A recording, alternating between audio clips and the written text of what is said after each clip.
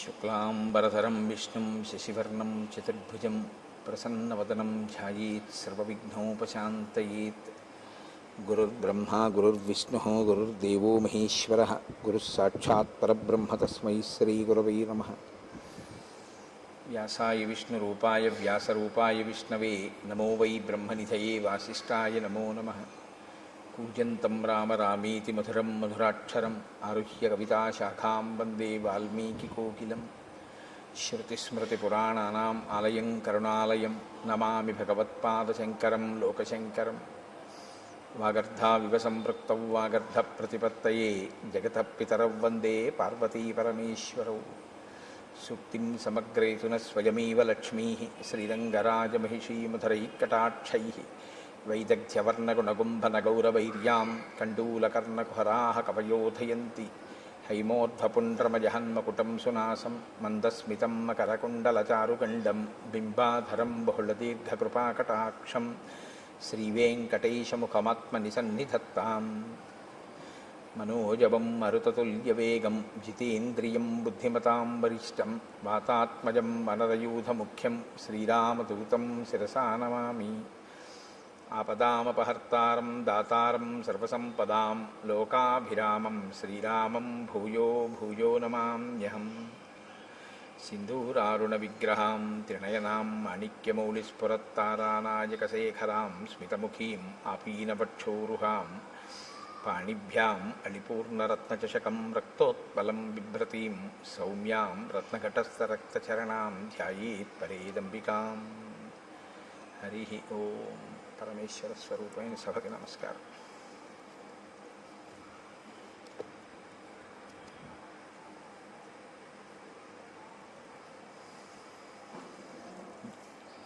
జటాయువుకి ఉత్తమ గతులను కల్పించినటువంటి రామచంద్రమూర్తి లక్ష్మణ సహితుడై సీతాన్వేషణం చేస్తూ అరణ్యంలో ప్రవేశించినటువంటి ఘట్టాన్ని మీకు నేను వివరిస్తున్నాను. నేను ఆ సీతమ్మని వెతుకుతూ వాళ్ళు నైరుతి దిశగా ముందుకి సాగిపోయారు.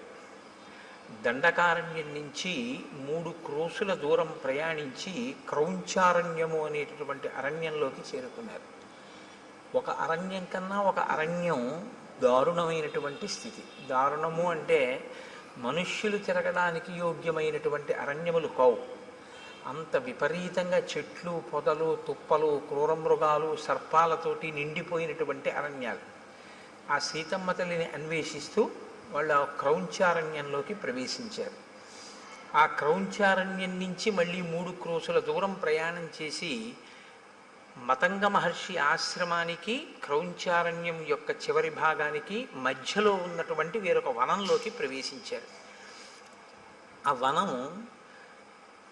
చాలా మృగపక్షి సంకీర్ణమై ఉంది. చీకటిగా ఉన్నటువంటి అరణ్యం. అక్కడ వాళ్ళకు ఒక పెద్ద గుహ ఒకటి కనపడింది. ఆ గుహ సమీపంలోకి వెడితే గాఢాంధకారంతో కూడుకున్నటువంటి ఆ గుహ ముందు ఒక రాక్షసి ఒక ఆమె నిలబడి ఉంది. భయదామల్పసత్వానాం బీభత్సాం రౌద్రదర్శనాం లంబోదరీం తీక్ష్ణదంష్ట్రాం కరాళాం పరుషత్వచం. వాల్మీకి మహర్షి రచన ఆ శ్లోకాలు అద్భుతంగా ఉంటాయి. ఆయన అంటారు, భయదాం అల్పసత్వానాం. అల్పసత్వము అంటే తక్కువ బలం కలిగినటువంటి వాళ్ళకి, తక్కువ బలం కలిగినటువంటి వాళ్ళకి ఆవిడ భయంకరమైనది. అంటే అది ఆవిడ స్వభావం. తనకన్నా కొంచెం తక్కువ బలం ఉన్న వాళ్ళు కనపడితే ఆవిడ వీధిస్తుంది, వాళ్ళని చాలా దుఃఖపెడుతుంది. ఎందుకని అంటే అది ఆవిడ సహజమైనటువంటి ప్రవృత్తి. తనకన్నా తక్కువ బలం వాళ్ళు కనపడితే ఆదరించడమో వాళ్ళని రక్షించడమో ఆవిడకు ఉండేటటువంటి లక్షణం కాదు. రాక్షసత్వము అంటే ఇంకేదో అని మీరేమనుకోక్కర్లేదు. కలియుగంలో ఒక పెద్ద విచిత్రం ఒకటి ఉంది. త్రేతాయుగం వాటిల్లో అయితే రాక్షసుల యొక్క ఉపాధులు తెలిసిపోయేవి. ఒక భయంకరమైనటువంటి శరీరం, ఏదో పెద్ద పొట్ట నోరు దంస్ట్రలు అవివి. కలియుగంలో బ్రహ్మగారు ఇచ్చినటువంటి వరం ఏమిటంటే రాక్షసుడెవరో మనుష్యుడెవరో తెలియదు, ప్రవృత్తి చేత తెలియాలి. కానీ తెలుసుకునే లోపలే ప్రమాదం వచ్చేస్తుంది. కనుక ఇప్పుడు ఆవిడ భయదాం అల్పసత్వానాం, తనకన్నా తక్కువ బలం ఉన్నటువంటి వారి పట్ల చాలా క్రోధంతో అవతల వారిని దుఃఖపెట్టేటట్టు ప్రవర్తిస్తుంది. అంటే తనకన్నా ఎక్కువ బలం ఉన్నవాళ్ళు కనపడితే తాను పారిపోతుంది. ఇది దాని అర్థం. అంటే ఆ జీవితానికి ఒక రుజువర్తన కానీ, ఆ జీవితానికి ఒక పంధా కానీ ఏమీ లేవు. మనకన్నా బలవంతుడు కనపడ్డాడు, వాడు మనకేదో ఇబ్బంది పెట్టాడు, పారిపోవడం.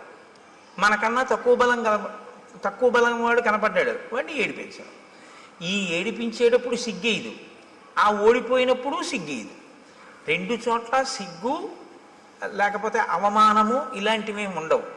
ఎప్పుడూ ఉండేది ఏమిటి అంటే రెండు కాలముల యందు కూడా దుఃఖపెట్టే ప్రయత్నం ఉంటుంటుంది. ఆ ప్రయత్నంలో తను విజయం సాధిస్తే విజయం సాధిస్తుంది, విజయం సాధించకపోతే వెళ్ళిపోతుంటుంది. ఇక్కడ ఈవిడికి శూర్పణఖకి ఒక్క తేడా ఒకటి కనపడుతుంది. అరణ్యకాండలో మహర్షి ఇద్దరికి ముక్కు చెవులు కోయిస్తారు ఆడ రాక్షసులకి. అందులో ఒకరు శూర్పణఖ, ఒకరు అయోముఖి. ఇద్దరు రాక్షసి అయినటువంటి వారే. కానీ ఒకరు పగ పెంచుకునే తత్వం ఉన్నవారు, ఒకరు పగ పెంచుకోకుండా అవకాశం దొరికితే ఏడిపిస్తారు, అవకాశం దొరకకపోతే పారిపోతారు. ఒక విధంగా చెప్పాలి అంటే ఒకరికన్నా ఒకరు ప్రమాదం తక్కువ అని కానీ, ఒకరికన్నా ఒకరు ప్రమాదం ఎక్కువ అని కానీ చెప్పడం కొంచెం కష్టం. ఎందుకంటే పగ పెంచుకునే స్వభావము ప్రమాదకరమే. పగ పెంచుకోకుండా తనకన్నా తక్కువ బలవంతుడు కనపడితే ఆ తక్కువ బలవంతుడిని నిగ్రహించడం కూడా ప్రమాదకరమే కదా. ఎక్కువ బలవంతులు కదా అని చెప్పి వచ్చి వాళ్ళకి ఏమైనా వాళ్ళు వచ్చి వీళ్ళని ఇబ్బంది పెడితే వాళ్ళు అప్పటికి పారిపోతారు. పారిపోయారని జాడ్యమో సమస్య వదిలిపోయినట్టు కాదు, మళ్ళీ వస్తూ ఉంటారు. ఎప్పుడు తెలుస్తుంది తనకన్నా అధిక బలవంతుడని? తను ఓడిపోతే ఏమైనా సిగ్గుంటుందా? ఏమీ ఉండదు, మళ్ళీ వెళ్ళిపోతుంది. మళ్ళీ ఎప్పుడు వస్తుంది? మళ్ళీ ఇంకోటి దొరికితే మళ్ళీ వస్తుంది. మళ్ళీ వాడు అధిక బలవంతుడైతే మళ్ళీ వెళ్ళిపోతుంది, తక్కువ బలవంతుడైతే ఇబ్బంది పెడుతుంది. అంటే ఆ మనస్తత్వం ఎటువంటిది అంటే దానికి మార్పు అన్నది కానీ, పాఠం నేర్చుకోవడం అన్నది కానీ ఏమీ ఉండదు. సమాజంలో తాను తిరుగుతూ సమాజంలో ఉండేటటువంటి వ్యక్తులతో తాను ప్రతిరోజు సమన్వయం అవుతూ కూడా తాను ఏ పాఠాన్ని తన జీవితంలో జరిగినటువంటి సంఘటనల నుంచి నేర్చుకోకుండా ఒకే రకమైన మోసపోసిన జీవితంతో బతికేస్తూ అవకాశం దొరికినప్పుడు నేను గొప్పవాణ్ణని, అవకాశం లేనప్పుడు తను తక్కువ వాణ్ణన్న బాధ లేకుండా పారిపోయేటటువంటి మనస్థితితో సరిపెట్టుకోగలిగినటువంటి స్థితి ఉన్నవాళ్ళు ఎవరైనా అయోముఖీ తత్వంలోకే వస్తారు. అంతకన్నా ఇంకా కొంచెం చెప్పడం కష్టం. మీకు సమాజంలో ఇటువంటి వాళ్ళు ఉండరని మీరు అనుకుంటున్నారా? చాలామంది ఉంటారు. బలవంతుడు కనపడితే ఓడిపోతారు, వాళ్ళకేం సిగ్గు ఉండదు. మన ఎదురుగుండా వాళ్ళకి జరిగిన అవమానానికి మనం సిగ్గుపడతాం. అరే నిజంగా రేపు ఎలా తలెత్తుకు తిరుగుతాడరా, ఎలా కనపడతాడరా, మళ్ళీ ఇంత అవమానం పొందాడు నిన్న. ఆయన తర్వాత రోజు పొద్దున్న ఎలా వస్తాడో తెలుసా? అసలు ఆ సంఘటనే జరగనట్టు వస్తాడు ఆయన. చాలామంది ఉంటారు ఇలాగా. అంటే పేర్లు పెట్టి చెప్పడం బాగుండదు, మీరు గ్రహించగలరు. ఉద్ధతితో ప్రవర్తిస్తారు, ఎక్కడో దెబ్బతింటారు. తిని సిగ్గుపడడం ఏమీ ఉండదు. మనకన్నా చాలా సంతోషంగా ఉంటాడు ఆయన. అదేంటి అవమానం పడ్డాడు కదా, నేను రాత్రి నిద్రపోన్నాడు పాపం కుమిలిపోతున్నాడేమో అని మీరు పలకరించడానికి వెళ్ళారనుకోండి, ఆయన మిమ్మల్ని ఎలా పలకరిస్తాడో తెలుసా? అంత బాధపడతాం ఎందుకో దానికి అంటాడు. మన అడుగుతాడు, బాధపడతాం ఎందుకు దానికి, అది పెద్ద విశేషమే ఉంది అంటాడు. ఒకవేళ అతను విజయం సాధించాడు అనుకోండి, మీరు అసలు పట్టుకొనే లేరు. ఈ మనఃప్రవృత్తి అత్యంత ప్రమాదకరం. అది ఎప్పటికీ ఏమీ తెలుసుకోలేదు. వీళ్ళ వల్ల ప్రమాదం ఎక్కడొస్తుందంటే వాళ్ళకేం ఉండదు. వాళ్ళకి ఒక రకంగా వాళ్ళకి ఏమిటంటే ఎప్పుడూ అలాగే గడిపేస్తూ జీవితాన్ని జీవించేస్తూ ఉంటారు. వాళ్ళని అంటి పెట్టుకుని ఉన్న వాళ్ళకి చాలా కష్టంగా ఉంటుంది. ఏంట్రా వీడికి మానవమానాలు లేవు, వీడితో ఉండడం. ఆయనకు కొడుకున్నాడు అనుకోండి, ఆ కొడుక్కి మానవమానాలు ఉన్నాయనుకోండి, ఆయన చాలా ఇబ్బంది పడతాడు. మా నాన్నగారు చెప్పలేడు తండ్రికి, మా నాన్నగారు ఏమీ తెలుసుకోరు, ఎప్పుడూ ఇలాగే ప్రవర్తిస్తారు. ఇది చాలా కష్టంగా ఉంది అని తను బరువు అవుతూ ఉంటాడు. తను బరువు అయ్యేటటువంటి పరిస్థితి మంచి ప్రవర్తన కాదు. అది దిద్దుకోవాలి, ఎవరైనా సరే దిద్దుకోవలసి ఉంటుంది దాన్ని. శ్రీరామాయణం కేవలం ఒక జరిగిపోయినటువంటి కథ అని మీరు వినాలి అనుకుంటే రామచంద్రమూర్తి ఒక నరుడిగా అవతారాన్ని స్వీకరించి ఈ పాత్రలన్నిటితోటి సమన్వయం కావలసినటువంటి అవసరం ఆయనకి లేదు. వాల్మీకి మహర్షి ఇన్నిటిని గ్రంథస్థం చెయ్యక్కర్లేదు. ఆయన కొన్ని వదిలిపెట్టేసేయచ్చు. అయోముఖి వృత్తాంతం మీరు విన్నప్పుడు పైకి ఎలా అనిపిస్తుందంటే కేవలం కథాభాగం కింద వింటే ఈ పాటి దానికి అసలు అరణ్యకాండలో ఈ స్థానం అవసరమా అనిపిస్తుంది. కానీ మీరు లోతుగా తరచి చూస్తే ఒక మనిషి తనని తాను దిద్దుకోవడానికి ఏవేవి అవసరమో అవన్నీ మనకి రామచంద్రమూర్తి చూపిస్తూ ఉంటారు. కాబట్టి ఇప్పుడు లంబోదరీం తీక్ష్ణదంష్ట్రాం కరాళాం పరుషత్వచం, ఆవిడ చాలా పెద్ద కడుపు కలిగినటువంటిది, పెద్ద పెద్ద కోరలు ఉన్నాయి, చాలా పరుషమైనటువంటి అంటే మందమైనటువంటి చర్మము కలిగినటువంటిది. ఇప్పుడు ఆవిడ ఏం చేస్తూ ఉంటుంది అంటే భక్షయంతీం మృగాన్ భీమాన్ వికటాం ముక్తమూర్ధజాం. ఆమె భయంకరమైన నవ్వు నవ్వుతూ కనపడినటువంటి మృగములు ఏం దొరికితే ఆ మృగముల్ని తింటూ ఉంటుంది. వికటమైనటువంటి నవ్వు నవ్వుతూ ఉంటుంది. ముక్తమూర్ధజాం, కేశములు సంస్కరింపబడి ఉండవు, ఆ జుత్తు అంతా విరబోసుకుని ఉంటుంది. ఇది ఒక దారుణమైనటువంటి ప్రవృత్తి. నేను మన్నింపబడదను కాక నేను రామాయణం చెప్తున్నానంతే, నేను ఇంక ఎవరిని ఉద్దేశించి చెప్పడము నా ఉద్దేశ్యం కాదు. స్త్రీ కేశపాశం కింద కట్టబడి ఉండి తీరాలి అని శాస్త్రవాక్కు. స్త్రీ కేశపాశం కింద కానీ చల్లుకుపోయి ఉంటే, విచ్చుకుపోయి ఉంటే అది దేశానికి కూడా అరిష్టం అని, అంతే, అంతకన్నా ఇంకా అక్కర్లేదు. కాబట్టి భక్షయంతి మృగాన్ భీమాన్ వికటాం ముక్తమూర్ధజాం, ఆమె జుత్తు చల్లుకుపోయి ఉంది, అదే రాక్షసీత్వము అన్న మాటకు అర్థం. అంటే తను బాగున్నానని తను అనుకుంటే చాలు, దానివల్ల ఆ అపచారం వల్ల ఇతరులు పోయినా తను పట్టించుకోక్కర్లేదు. అహం తయోముఖీ నామ లాభస్తే తమసి ప్రియ నాథ పర్వతకూటేషు నదీనాం పులినేషు చ ఆయుష్శేషమిమం వీర త్వం మయా సహరంస్యసే. ఆవిడంటుంది నా పేరు అయోముఖి. ఆవిడ దృష్టి లక్ష్మణమూర్తి మీద పడింది, రామచంద్రమూర్తి మీద పడలేదు. ముక్కు చెవులు కోయించుకునే వాళ్ళందరి దృష్టి లక్ష్మణుడి మీదే పడుతుందో ఏమో మరి. ఆవిడంది నీవే నాకు తగినటువంటి భర్తవి, అంతే. ఆవిడే నిర్ణయించేసుకుంది. శూర్పణఖ ఎలా నిర్ణయించేసుకుందో అలాగే ఆవిడే నిర్ణయించేసుకుంది. కాబట్టి ఇక నువ్వు శేష జీవితం అంతా కూడా సంతోషంగా నాతో ఆ నదుల యొక్క ఒడ్ల యందు పర్వత శిఖరముల యందు విహరిస్తూ సంతోషంగా గడుపుదువు గారివి. కాబట్టి నువ్వు నాతో సంతోషంగా గడపడం కోసం రా, మన ఇద్దరం భార్యాభర్తలమై గడుపుదాం అని ఆమె లక్ష్మణుణ్ణి పట్టుకుంటే ఏవ ముక్తస్తు కుపిత ఖడ్గముద్ధృత్య లక్ష్మణ కర్ణనాశే స్తనౌ చాస్య నిచకర్తారి సూదన. ఆ పట్టుకున్నటువంటి అయోముఖి యొక్క ముక్కు, చెవులు, స్తనములు, వీటిని తన కత్తి పెట్టి ఆయన తెగ కోసేసాడు. తెగ కోసేస్తే ఆవిడ లక్ష్మణుణ్ణి విడిచిపెట్టేసి అరణ్యంలోకి పెద్ద రవం చేస్తూ ఏడుస్తూ నెత్తురు కారిపోతూ పరిగెత్తుకుంటూ వెళ్ళిపోయింది. అంటే యుక్తాయుక్త విచక్షణ లేనటువంటి నడవడితో తను కానిస్తే చాలు, ఇతరుల యొక్క అభిప్రాయముతో సంబంధం లేకుండా బలవంతులు కనపడితే పరాభవింపబడి, బలహీనులైతే తననుకున్న కామాన్ని చెల్లించుకుంటూ జీవితం గడపగలిగినటువంటి నీచమైన ప్రవృత్తి కలిగినటువంటి స్థితిలో ఉన్న ఒక ప్రాణి. కాబట్టి ఇక అయోముఖి ఈ కాండలో ఏం మనకు కనపడదు ఆవిడ. కాబట్టి ఆవిడ అలా ఏడుస్తూ వెళ్ళిపోయింది. ఎందుకు శ్రీరామాయణంలో ఈ పాత్ర కనపడింది అన్నదాన్ని మీరు గమనించవలసి ఉంటుంది. మొదట శూర్పణఖకి ముక్కు చెవులు తెగిపోతాయి, ఇక్కడ అయోముఖికి ముక్కు చెవులు తెగిపోతాయి. కానీ ముక్కు చెవులు తెగితే మనం ఉలిక్కి పడతాం. ఎందుకంటే శ్రీరామాయణంలో అరణ్యకాండ మొదట్లో ఒక ఆడదాని ముక్కు చెవులు ఇలా కామంతో వస్తేనే కోసిన కారణానికి సీతాపహరణం జరిగింది. ఇప్పుడు మళ్ళీ కోశాడు, ఏమవుతుందో అని అనిపిస్తుంది. కానీ ఏమవదు, అయోముఖి వెళ్ళిపోయింది. కాబట్టి ఈ రెండిటి మధ్యలో ఉండేటటువంటి తేడాని మీరు గమనించవచ్చు. ఆవిడది పగ, ఈవిడిది పగా ప్రతీకారము పెంచుకుని సాధించేటటువంటి మనస్తత్వం కాదు. లక్ష్మణస్తు మహాతేజా సత్వవాన్ శీలవాన్ శుచి అబ్రవీత్ ప్రాంజలిర్వాక్యం భ్రాతరం దీప్త తేజసం. మీరు శ్రీరామాయణాన్ని చదివేటప్పుడు చాలా ధర్మ సూక్ష్మములను గ్రహించవలసి ఉంటుంది. చాలా అందంగా ఉంటుంది రామాయణం. అందుకే రామాయణం జీర్ణమైతే అన్నగారిని గౌరవించే తమ్ముడు కనపడితే మీకు ఒంట్లో పులకింత వస్తుంది. లక్ష్మణస్తు మహాతేజాహ సత్వవాన్ శీలవాన్ శుచి.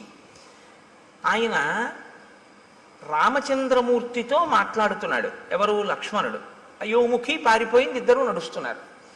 ఇప్పుడు అకస్మాత్తుగా ఆయనకి ఏదో రాముడితో మాట్లాడాలి అని అనిపించింది. ఎలా మాట్లాడేటో తెలుసా అండి? ఇలా ఎడంచేతో రామ అని పిలిచి కూడా మాట్లాడాలంటే. కానీ ఆయన ఎలా మాట్లాడాడంటే అబ్రవీత్ ప్రాంజలిర్వాక్యం.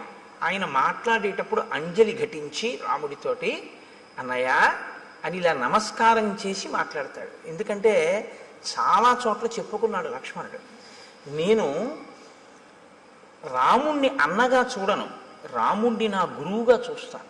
అందుకని ఎప్పుడూ అంత గౌరవంతోనూ ఉంటాడు. అందుకే రామాయణం బాగా అనుభవించకుండా రామాయణంలోది ఏదీ గీసే ప్రయత్నం చేయకూడదు. అలా ప్రయత్నం చేస్తే ఏమవుతుందో తెలుసా అండి? చూసిన వాళ్ళకి అలా ఉంటాయిలా ఉంది అందులో ఉన్న వ్యక్తిత్వాలు అని అనిపిస్తుంది.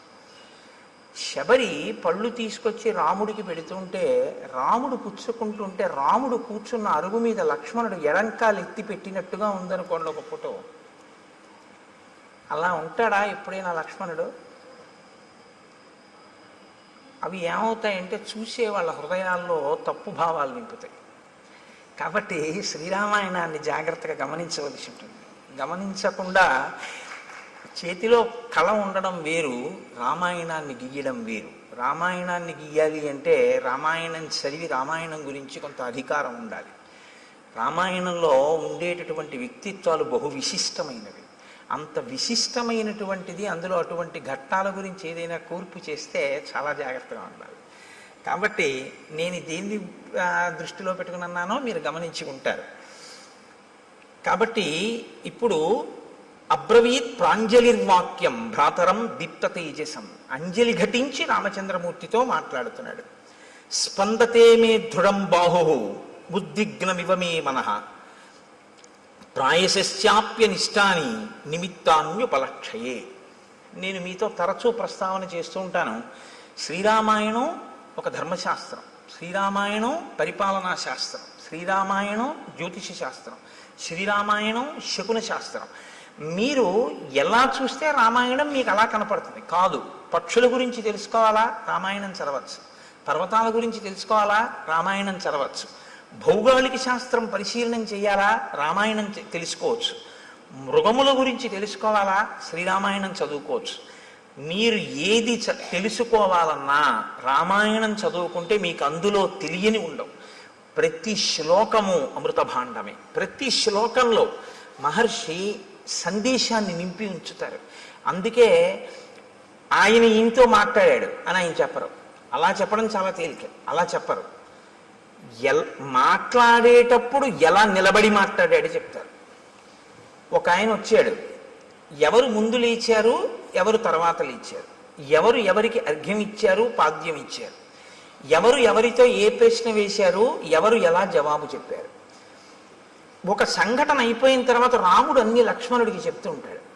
రాముడు లక్ష్మణుడికి చెప్పేటప్పుడు మీరు చాలా జాగ్రత్తగా చదవాలి ఆ సర్గని. అందులో ఒక అత్యుత్తమమైనటువంటి సందేశం ఒకటి ఉంటుంది. రాముడు ఒక సర్గ చివర ఒక వ్యక్తితో తాను చూసి మాట్లాడి వెళ్ళిపోయేటప్పుడు లక్ష్మణుడితో చెప్తాడు, చూసావా లక్ష్మణ, ఇవాళ మనం ఇది చేశాం కదా, దీనివల్ల ఇది అన్నమాట ఫలితం అంటాడు. గురువుతో తిరిగేటటువంటి శిష్యుడికి అందే మహోత్కృష్టమైన ప్రయోజనం అదే. మీరు ఎన్నో శాస్త్రాలు మదిస్తే తప్ప అందనటువంటి విషయం అలవోకగా అందిపోతుంది. ఎందుచేతనంటే ఆయన అనుభవించి ఉన్నాడు, ఆయన చదివి ఉన్నాడు, ఆయన మీకు అలా అందించేస్తుంటాడు. ఆయన నడవడిని మీరు గమనిస్తుంటే చాలు మీకు అవన్నీ అందిపోతుంటాయి, చాలా తేలిగ్గా అందిపోతుంటాయి.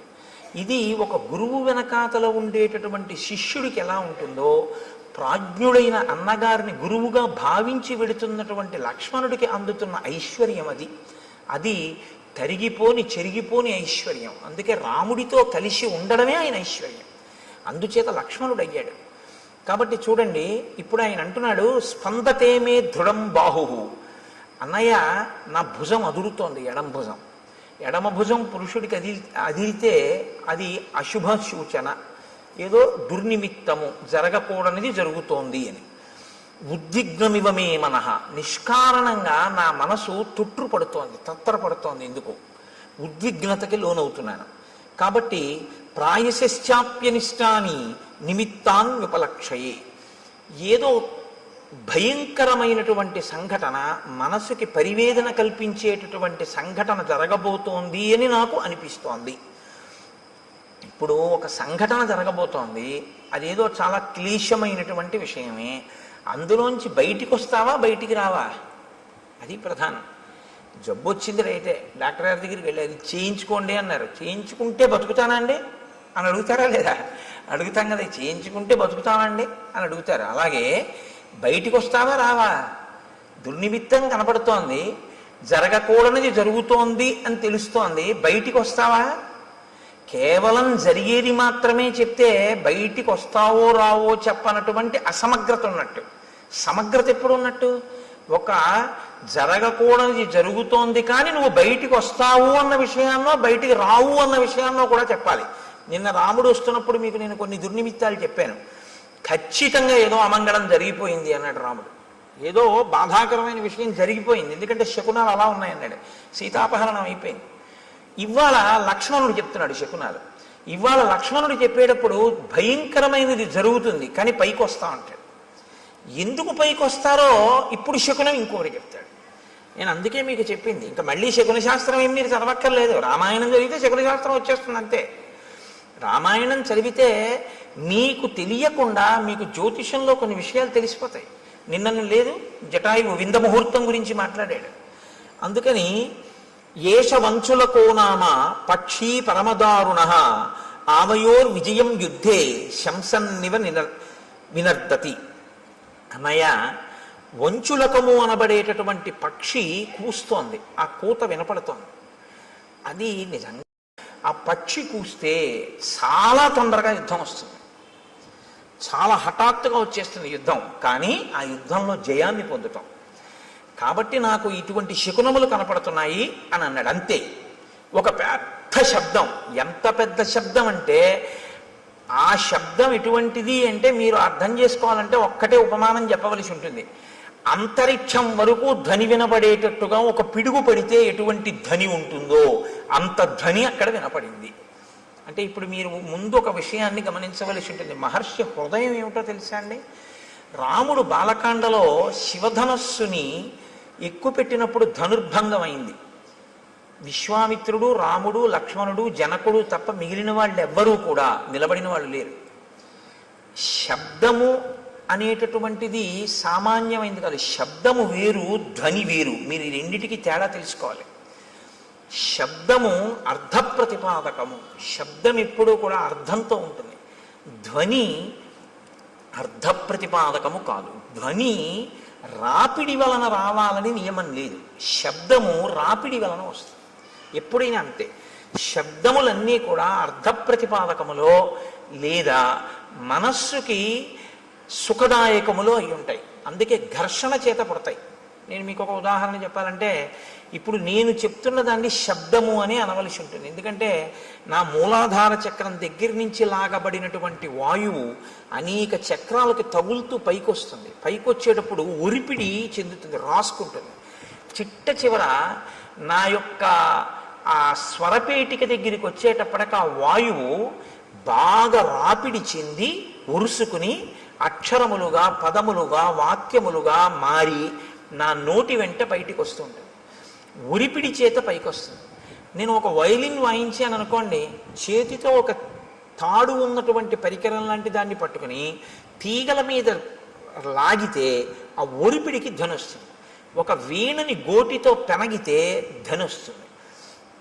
అలా మీకు ఎప్పుడైనా సరే ఒరిపిడి వలన వస్తే, అంటే ఘర్షణ వలన పుడితే దాన్ని శబ్దము అంటారు. ఇప్పుడు ఆ శబ్దం ఏం చేస్తుంది? అందుకే వేదరాశికి శబ్దరాశి అని పేరు. అర్థ ప్రతిపాదకమై దానికి ఏదో ఒక ప్రయోజనం ఉంటుంది. ప్రయోజనం లేనిది అనుకోండి, దానికి ఏమిటి అంటే మీరు చెప్పలేరు అనుకున్నప్పుడు దాన్ని శబ్దం అనకూడదు, ధ్వని అనాలి. పిల్లాడు ఆడుకుంటూ ఉంగా అన్నాడు అనుకోండి, దానికి అర్థం ఏంటి చెప్పండి అన్నారు అనుకోండి, ఏం చెప్తారు? ఉంగా అన్నాడు పిల్లాడు, చంటి పిల్లాడు. ఏమైనా నువ్వు రామాయణం చెప్పావు కదా, దీనికి అర్థం చెప్పన్నారు అనుకోండి, ఎవరు చెప్తారు దానికి? అప్పుడు దాన్ని ఏమనాలంటే ధ్వని అన్నారు. అంటే దానికి ఒక అర్థం ఏమి ఉండదు. అర్థం లేకుండా చేయబడేటటువంటిది ఏది ఉంటుందో దానికి మీరు ఏ అర్థము చెప్పడం కుదరదో వాటికి ధ్వనులని పేరు. కాబట్టి ఇప్పుడు ఏర్పడినది శబ్దమా ధ్వన అంటే యథార్థమునకు పెద్ద ధ్వని అని మీరు అనవలసి ఉంటుంది. ఎందుకంటే దానికి ఒక అర్థం లేదు. కానీ ఒక పిడుగు నేల మీద పడితే ఆ శబ్దము, ఆ ధ్వని అంతరిక్షం వరకు వినపడితే ఎంత ధ్వని ఉంటుందో అంత ధ్వని ఉంది. ధ్వనికి ఉండేటటువంటి లక్షణం ఏమిటో తెలుసా అండి? ధ్వనికి కానివ్వండి, శబ్దమునకు కానివ్వండి, ప్రాణాలు పొయ్యగలదు, ప్రాణాలు తీయగలదు. ఈ రెండు ఉంటాయి. ఎందుకో తెలుసా అండి? ఒక్కొక్కసారి ప్రాణం పోస్తుంది, ఒక్కొక్కసారి ప్రాణం తీసేస్తుంది. మీరు చూడండి, నిశ్చేష్టుడైపోయాడు అనుకోండి ఎవరో, మీరు వెళ్ళి ఏ తప్పట్లు కొట్టడమో ఏదో చేస్తే స్పృహలోకి వస్తారు, తీసుకొస్తుంది, దానికి ఆ శక్తి ఉంటుంది. శబ్దము మిమ్మల్ని జ్ఞానవంతుల్ని చేస్తుంది. లేకపోతే వినడం ఎందుకండి? వినడం వల్ల ఏదో మీకు తెలుస్తుందని కదా వింటూ ఉంటారు. అదే శబ్దము చాలా తీవ్ర స్థాయిలో వచ్చిందనుకోండి, మనిషి ప్రాణం వదిలిపెట్టేస్తాడు. అందుకే పిడుగు పడితే పిడుగు యొక్క ధ్వనికి భవనములు కింద పడిపోతూ ఉంటాయి. అక్కడ ఉన్నటువంటి జీవరాశి, చెట్లు కూడా నేల కొరిగిపోతాయి. ఎందుకని అంటే ఆ శబ్ద ప్రకంపనలు, ధ్వని ప్రకంపనల యందు శక్తి తరంగములు ఉంటాయి. దీన్ని మొట్టమొదట ప్రతిపాదించిన వాళ్ళు ఎవరంటే, భారతదేశంలో ఆర్షధర్మంలో ఋషులు ప్రతిపాదించి కదలిక ఉన్న ప్రతిదాన్ని శక్తి స్వరూపంగా భావన చేశారు మన వాళ్ళు. అందుకే శబ్ద బ్రహ్మమయీ చరాచరమయీ జ్యోతిర్మయీ వాంగ్మయీ తత్వాతీతమయీ నిరంజనమయీ అని అమ్మవారిని స్తోత్రం చేశారు. అమ్మవారిని స్తోత్రం చేశారు అంటే మీరు ఒకటి గుర్తుపెట్టుకోవాలి, కదులుతున్నది ఏదైనా శక్తిగా భావన చేశారు. కదిలి ఇక కదలవలసిన అవసరం లేని రీతిలో నీలో నువ్వు అనుభవించవలసిన ఆనందాన్ని శివుడిగా సంకేతించారు. కాబట్టి ఇప్పుడు శివశక్తులు రెండు ఎప్పుడూ కలిసే ఉంటాయి. ఈ రెండిటిని మీరు వేరు చేసి చూడడం అనేటటువంటిది ఎప్పుడూ కుదరదు. అందుకే ఈ ప్రపంచమంతా కూడా పరమశివ తాండవ పార్వతీ లాస్య స్వరూపము అన్నారు శంకరాచార్యులు వారు. లాస్యం అంటే భావం, తాండవం అంటే కదలిక. మీరు చూడండి, మీకు ఈ ప్రపంచమంతా శివస్వరూపంగా, మంగళస్వరూపంగా చూడడం ఎలాగా అంటే దానికి ఆ దృష్టికోణాన్ని శంకరులు అందించారు. అందుకని వారు జగద్గురువులు అయ్యారు. కదలకుండా ఉండదు. ఇప్పుడు నేనేదో మాట్లాడుతున్నాను, కదులుతూ ఉంటాను. కదలిక తాండవం శివస్వరూపం. ముఖమునందు భావ ప్రకటనము అమ్మవారు లాస్యం. ఒక ఆయన నవ్వుతూ ఉంటాడు, ఒక ఆయన విచారంగా ఉంటాడు, ఒక ఆయన సంతోషంగా ఉంటాడు, ఒక ఆయన హాస్యం ఆడుతూ ఉంటాడు. మీరు అలా వెడుతూ చూస్తుంటే రకరకాల భావనతో ఉంటారు. అందరూ ఒక్కలా ఉండరు. ఇన్ని భావనలు అమ్మవారు, ఇన్ని కదలికలు ఈశ్వరుడు. కదలిక భావన కలిసే ఉంటాయి ఎప్పుడు. చూడండి, కలిసే ఉంటాయి అనేటప్పటికీ నేనేమన్నాను, ఇలా అన్నాను. అంటే లోపల కలయిక అన్న భావన రాగానే నేను ఇలా సంకేతించాను. ఈ భావన, ఈ కదలిక రెండు ఒకదాన్నొకటి అనుసరించడం. వాగర్ధావివ సంపృక్తౌ వాగర్ధ ప్రతిపత్తయే జగత పితరౌ వందే పార్వతీ పరమేశ్వరౌ. వాళ్ళిద్దరి స్వరూపమై ఈ జగత్తంతా ఉందయా. పార్వతీ పరమేశ్వరులు ఈ లోకమంతా నిండి ఉన్నారు. నువ్వు అలా చూడగలిగితే జగత్తు తాండవ లాస్య స్వరూపము అని. కాబట్టి దాన్ని వాల్మీకి మహర్షి ఎందుకండి అంత గొప్పగా ఆ విషయం కూడా మాట్లాడడం అంటే, అది ఇంకొకటి వింటే చచ్చుండివాడు. తట్టుకోగలిగారు అంటే ఇప్పుడు దాని మూలస్థానమును కూడా ఛేదించగలిగినటువంటి పరాక్రమవంతులు. చెవికే అంత బలం ఉంటే చేతులకి ఎంత బలం ఉండాలి? కాబట్టి ఇప్పుడు మూలస్థానాన్ని ఛేదించగలరు. ఇది రామచంద్రమూర్తి యొక్క, లక్ష్మణుని యొక్క వీర్యము, పరాక్రమము. మీతో నేను చాలా మార్లు మనవి చేస్తున్నాను, వీర్యం అన్న మాటకు అర్థం అదే. ఎదుట వస్తున్నటువంటి ఎదిరింపునకు లేదా తనతో తలపడుతున్నటువంటి స్థితిలో ఉన్న ఎదురుగుండా కనపడుతున్నటువంటి ప్రతిద్వంద్వి యందు లోపల తాను చెక్కు చెదరక ఎదుటివాడిని చెక్కు చెదిరిపోయేటట్టు చెయ్యగలిగినటువంటి ప్రజ్ఞకి వీర్యమని పేరు. ఇది లోపల నిబిడీకృతమై ఉంటే పరాక్రమం అని పేరు. కాబట్టి ఇప్పుడు ఈ వీర్య పరాక్రమములు ఉన్నవారు కాబట్టి అందుకని అడిగారు వాల్మీకి మహర్షి, కోన్వస్మిన్ సంప్రదంలోకే గుణవాన్ కశ్య వీర్యవాన్ ధర్మజ్ఞశ్చ కృతజ్ఞశ్చ సత్యవాక్యో దృఢవ్రత చారిత్ర్యేణ చ కోయుక్త సర్వభూతేషు కోహిత విద్వాన్ కస్సమర్థశ్చ కశ్చైక ప్రియదర్శన ఆత్మవాన్ కో జితక్రోధో ద్యుతిమాన్ కో ననసూయక. ఇన్ని ప్రశ్నలు వేయడానికి కారణం అదే. కాబట్టి ఇప్పుడు వారు ఆ ధనిని విని వాళ్ళు ఏమనుకున్నారంటే ఇంత పెద్ద ధని ఎక్కడి నుంచి వచ్చింది అని ఆశ్చర్యపోయారు. వారు ఆశ్చర్యపోయే లోపలే వారికి ఎదురుగుండా ఒక స్వరూపం ఒకటి కనపడింది, ఒక పెద్ద ఆకారం ఒకటి కనపడింది. ఆకారము అన్న మాట నేను ఎందుకు అనవలసి ఉంటుందంటే, చూడగానే గుర్తుపట్టగలిగితే ఇది బలానా అని గుర్తుపట్టగలిగారు అనుకోండి, మీ ప్రజ్ఞకు అందుతోంది అని గుర్తు. ఇలా చూస్తే మనిషి అన్నాను అనుకోండి, నా ప్రజ్ఞకు అందింది. జింక నా ప్రజ్ఞకు అందింది, లేడి నా ప్రజ్ఞకు అందింది, సర్పము నా ప్రజ్ఞకు అందింది. అసలు అటువంటి రూపు లోకంలో ఎక్కడా వర్ణింపబడలేదు, తాను చూడలేదు. నేను చూడకపోవచ్చు కానీ విన్నాను అనుకోండి తెలుస్తుంది. ఒక హంస నేను చూడలేదు కానీ హంస కనపడింది, ఇది హంస అనుకుంటానండి అంటాను. మళ్ళీ ఇదో విచిత్రం తెలుసా అండి, నామం ఉంటే రూపం ఉంటుంది, రూపం ఉంటే నామం ఉంటుంది, నామం రూపం కలిస్తే మాయ అవుతుంది. అదే విచిత్రం. శంకర భగవత్పాదుల యొక్క ప్రతిపాదన అంతా దీని మీదే ఆధారపడింది. నామం ఉంటే రూపం ఉంటుంది, రూపం ఉంటే నామం ఉంటుంది. కోటేశ్వరరావు గారు అన్నారనుకోండి, మీకు వెంటనే నా రూపం మీ మనసులో అలా లీలగా కదులుతుంది. చూస్తున్నారుగా చాలా రోజుల నుంచి. కోటేశ్వరరావు అనబడేటప్పటికీ నేను ఇలా వస్తూ ఉంటే ఆ కోటేశ్వరరావు వస్తున్నారు అంటారు. అంటే నా రూపాన్ని నామంతో గుర్తిస్తారు. అలా ఇంకోళ్ళు వస్తున్నారు అనుకోండి, కోటేశ్వరరావు వచ్చారా అండి అన్నారనుకోండి ఎవరైనా కొత్త వాళ్ళ, ఆయన కాదండి రాలేదంటారు. నామము రూపము పక్క పక్కనే ఉంటే కుండ అన్నాను అనుకోండి, కుండ ఎలా ఉంటుందో మీకు వెంటనే మనసు చూపిస్తుంది, ప్రొజెక్ట్ చేస్తుంది. అసలు నిజానికి మీరు పెట్టిన పేరు మీరు చూపించిన పదార్థము రెండు అసత్యాలు. దాన్ని కుండ అనకుండా కర్ర అని కొత్తగా పేరెడుతున్నానన్నా దానికి ఏం అభ్యంతరం ఏమి ఉండదు. రెండు, అది మట్టి యొక్క వికారం, అది అసలు నిజానికి దాని సత్యం అది కాదు. సరే, ఇప్పుడు నేను మళ్ళీ శాంకర సిద్ధాంతం మాయాది కాదు కానీ నామరూపములు అదొక గమ్మత్తు. కాబట్టి మనసుకి ఉండేటటువంటి పరిమితి ఏమిటంటే, తను వినన్నా ఉండాలి, తను చూసన్నా ఉండాలి. విని కాని చూసి కాని ఉంటే ప్రాణిని గుర్తిస్తుంది. ఇప్పుడు రామలక్ష్మణులు ఇద్దరు ఏమిటి అలా ఉన్నాడన్నారు అనుకోండి, రామలక్ష్మణులు కూడా ఎన్నడూ ఊహించలేదన్నమాట. అటువంటి ప్రాణి ఒకటి లోకంలో ఉంటుంది అని రామలక్ష్మణులు ఊహించలేదు. వీళ్ళిద్దరు ఎటువంటి వాళ్ళు, వంచులకము కూస్తోందని చెప్పగలిగిన వాళ్ళు. పిట్ట అరుపుకి మనం ఎంత తేలిగ్గా చెప్తామో కాకి అరుస్తోందని రామలక్ష్మణులు అరణ్యంలో పిట్టల కూతలు అంత బాగా చెప్తారు. అన్ని మృగాలు చెప్తారు వాళ్ళు. అటువంటి వాళ్ళు ఆ ఎదురుగుండా ఉన్న ప్రాణిని గుర్తించలేకపోయారు. ఇది విరూపము అన్న పేరు.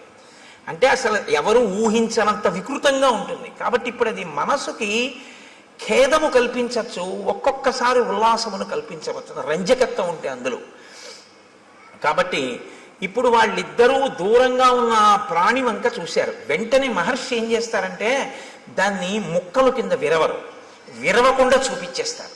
అది ప్రజ్ఞ, కవి యొక్క ప్రజ్ఞ మీరు చూడాలి. ఎందుకో తెలుసా అండి, ఆయన రాముడి కళ్ళల్లోంచి ఘంటం కదులుతుంది. ఇప్పుడు రాముడు చూస్తున్నాడు, రాముడు చూసేటప్పుడు ఆ చూపు చకచక నడిచేస్తుంది. అంతే, ఎలా చూశాడు అన్నది పైనుంచి కింద వరకు ఆ ప్రాణి ఎంత విచిత్రంగా ఉందో చూస్తారు.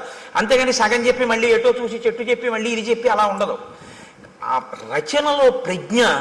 వాల్మీకి మహర్షి ఘంటం రాముడి కన్నులను బట్టి కదులుతోంది. ఇప్పుడు ఆయన రాముడిలో ప్రకాయ ప్రవేశం చేసి ఆ ఎదురుగుండా ఉన్నటువంటి రాక్షసుణ్ణి చూసి ఘంటాన్ని కదుపుతున్నారు. మీరు శ్రీరామాయణాన్ని బహుభంగిమల చూడవలసి ఉంటుంది. ఎందుకంటే వాల్మీకి మహర్షి తరువాత కవులకు ఆదర్శం అయ్యారు. కాళిదాసాది మహాకవులు కూడా వాల్మీకి మహర్షినే అనుసరించారు. కాబట్టి వివృద్ధం అశిరోగ్రీవం కబంధముదరే ముఖం అగ్నిజ్వాలానికాశేన లలాటస్థేన దీప్యత మహాపక్ష్మేణ పింగేన విపులే నాయతేన చ ఏకేనోరసి ఘోరేణ నయనే నాశుదర్శిన మహాదంస్ట్రోపపన్నం తల్లేలిహాసం మహాముఖం భక్షయంతం మహాఘోరాన్ రుక్షసింహ మృగద్విపాన్ ఘోరౌ భుజౌ నికుర్వాణం ఉభౌ యోజనమాయతౌ. ఆయన ఘోరే భుజౌ వికుర్వాణం. ఆ ఉన్నటువంటి ఎదురుగుండా ఉన్న ప్రాణి ఎలా ఉన్నాడంటే తల లేదు. తల లేకపోతే బీభత్సంగా ఉంటుంది. అది ఆ ప్రాణి ఏం చేస్తుందంటే మీకు బీభత్స రసాన్ని ఉద్భుతం చేస్తుంది మా లోపల నుంచి. ఎదురుగుండా ఉన్న ప్రాణి తలకాయతో ఉందనుకోండి పర్వాలేదు, ఓ చెయ్యి లేకపోతే మీరు చూడడం కొంచెం తేలిక, ఒక కాలు పోతే మీరు చూడడం తేలిక, తల లేకపోతే మీరు వెంటనే అంటారంటే అయ్య బాబోయ్ అంటారు, చూడలేరు. ఇప్పుడు ఆ ఎదురుగుండా కనపడుతున్న ప్రాణికి తలకాయ లేదు, ఆ ప్రాణికి కాళ్ళు లేవు. తలకాయి లేదు, కాళ్ళు లేవు. పోనీ తలకాయి కాళ్ళు లేకుండా అలా ఉందా ప్రాణి? అలా లేదు. అదొక విచిత్రమైనటువంటి స్థితిలో ఉంది. అశిరోగ్రీవం, దానికి కంఠము లేదు, తలకాయి లేదు. కానీ కబంధముదరే ముఖం, ఇక్కడ పొట్ట దగ్గర ఉంది ముఖంలాగా. ఈ ఛాతీ మీద లలాట భాగం ఉంది, ఇక్కడ ఉంగురుంది. ఈ కింద ఒక పెద్ద కన్ను ఉంది, ఆ కన్ను మీద ఒక పెద్ద రెప్ప ఉంది. ఆ రెప్పకి పచ్చటి వెంట్రుకలు పొడుగ్గా ఉన్నాయి. ఆ కన్ను ఎత్తి చూస్తే అగ్ని జ్వాల ఎలా ఉంటుందో అలా ఉంది ఆ కన్ను, ఎర్రగా. అటువంటి కన్ను ఇక్కడ పెట్టుకుని ఉంది ఆ ప్రాణి. ఇక్కడ గుండెల మీదకు ఉంది. పొట్ట మీద నోరుంది దానికి. దానికి కాళ్ళు లేవు కాబట్టి అది కదలలేదు, అది అలా కూర్చుని ఉంది. కానీ దానికి యోజనం దూరం వరకు వెళ్ళగలిగినటువంటి దీర్ఘబాహువులు ఉన్నాయి. ఇప్పుడు అది ఏం చేస్తోందంటే ఎంత దూరమైనా సరే దానికి ఉన్నటువంటి కళ్ళతో చూస్తూ ఉంటుంది. నయనే నాశుదర్శిన అంటే ఒక్క కన్నే అయినా ఎంత దూరమైనా అది చూడగలదు కానీ లేచి వెళ్ళలేదు, గమనం లేదు. దానికి గమనం లేదు కాబట్టి అది ఏం చేస్తుందంటే చెయ్యి చాపుతుంది, చాపి తడుగుతుంది ఇలాగా. అంటే అది ఎటిళ్ళిందో ఇలా తడుగుతుంది, తడివి పట్టుకుంటుంది. అది ఏనుగు కానివ్వండి, పులి కాని, సింహం కాని ఏదైనా సరే పట్టుకోగలిగినటువంటి చేతులు దానివి. ఎంత దూరం? ఇక్కడి నుంచి ఒక యోజనం దూరం వరకు ఉంటాయి చేతులు, దాంతో పట్టుకుంటుంది. పట్టుకుని ఈడుస్తుంది ఆ ప్రాణుల్ని. ఆ ఈడ్చి ఆ ఆకర్షంతం వికర్షంతం అనేకాన్ మృగయూధపాన్ స్థితమావృత్య పంధానం తయోర్భ్రాతోహో ప్రపన్నయోహో. అది వాటిని పట్టుకుని ఈడుస్తుంది ఇలాగా. అది నిజంగా మహర్షి ఒక లైవ్ టెలికాస్ట్ అండి. అది నిజంగా అద్భుతం. ఎందుకంటే పట్టుకుని ఇలా ఎత్తడం కొన్ని ప్రాణుల లక్షణం, ఈడ్వడం కొన్ని ప్రాణుల లక్షణం. మీరు చూడండి, ఉత్తమమైనటువంటి సంస్కారం ఉన్న ప్రాణులు కొన్ని ఉంటాయి. చాలా ఉత్తమ సంస్కారం ఉన్న ప్రాణులు అని గుర్తేమిటో తెలుసా అండి? చేతితో పట్టుకుని ఎత్తి తింటాయి. అవి లోకంలో 1 మనుష్యుడు, 2 కోతి, 3 ఏనుగు. వేదంలో మంత్రాన్ని నేను చెప్తున్నాను ఇప్పుడు మీకు చెప్పేది. చాలా ఉత్తమ సంస్కారంతో ఈశ్వరుడు సృష్టించిన ప్రాణి అని గుర్తేమిటంటే చేతితో తింటుంది. ఏనుగు ఎత్తి తొండంతో నోట్లో పెట్టుకుంటుంది, కోతి అరటిపండుని ఎత్తి నోట్లో పెట్టుకుంటుంది, మనిషి పదార్థాన్ని ఎత్తి చేత్తో తింటాడు. ఈడ్చి తినేటటువంటివి, క్రౌర్యం ఉన్నటువంటివి ఈడ్చి తీసుకెడతాయి. ఒక పులి ఉందనుకోండి, ఓ జింకని కొట్టి ఆ పంజాతో పట్టుకుని నోటితో పట్టుకుని భూమి మీద ఈడుస్తూ తీసుకెళ్తుంది.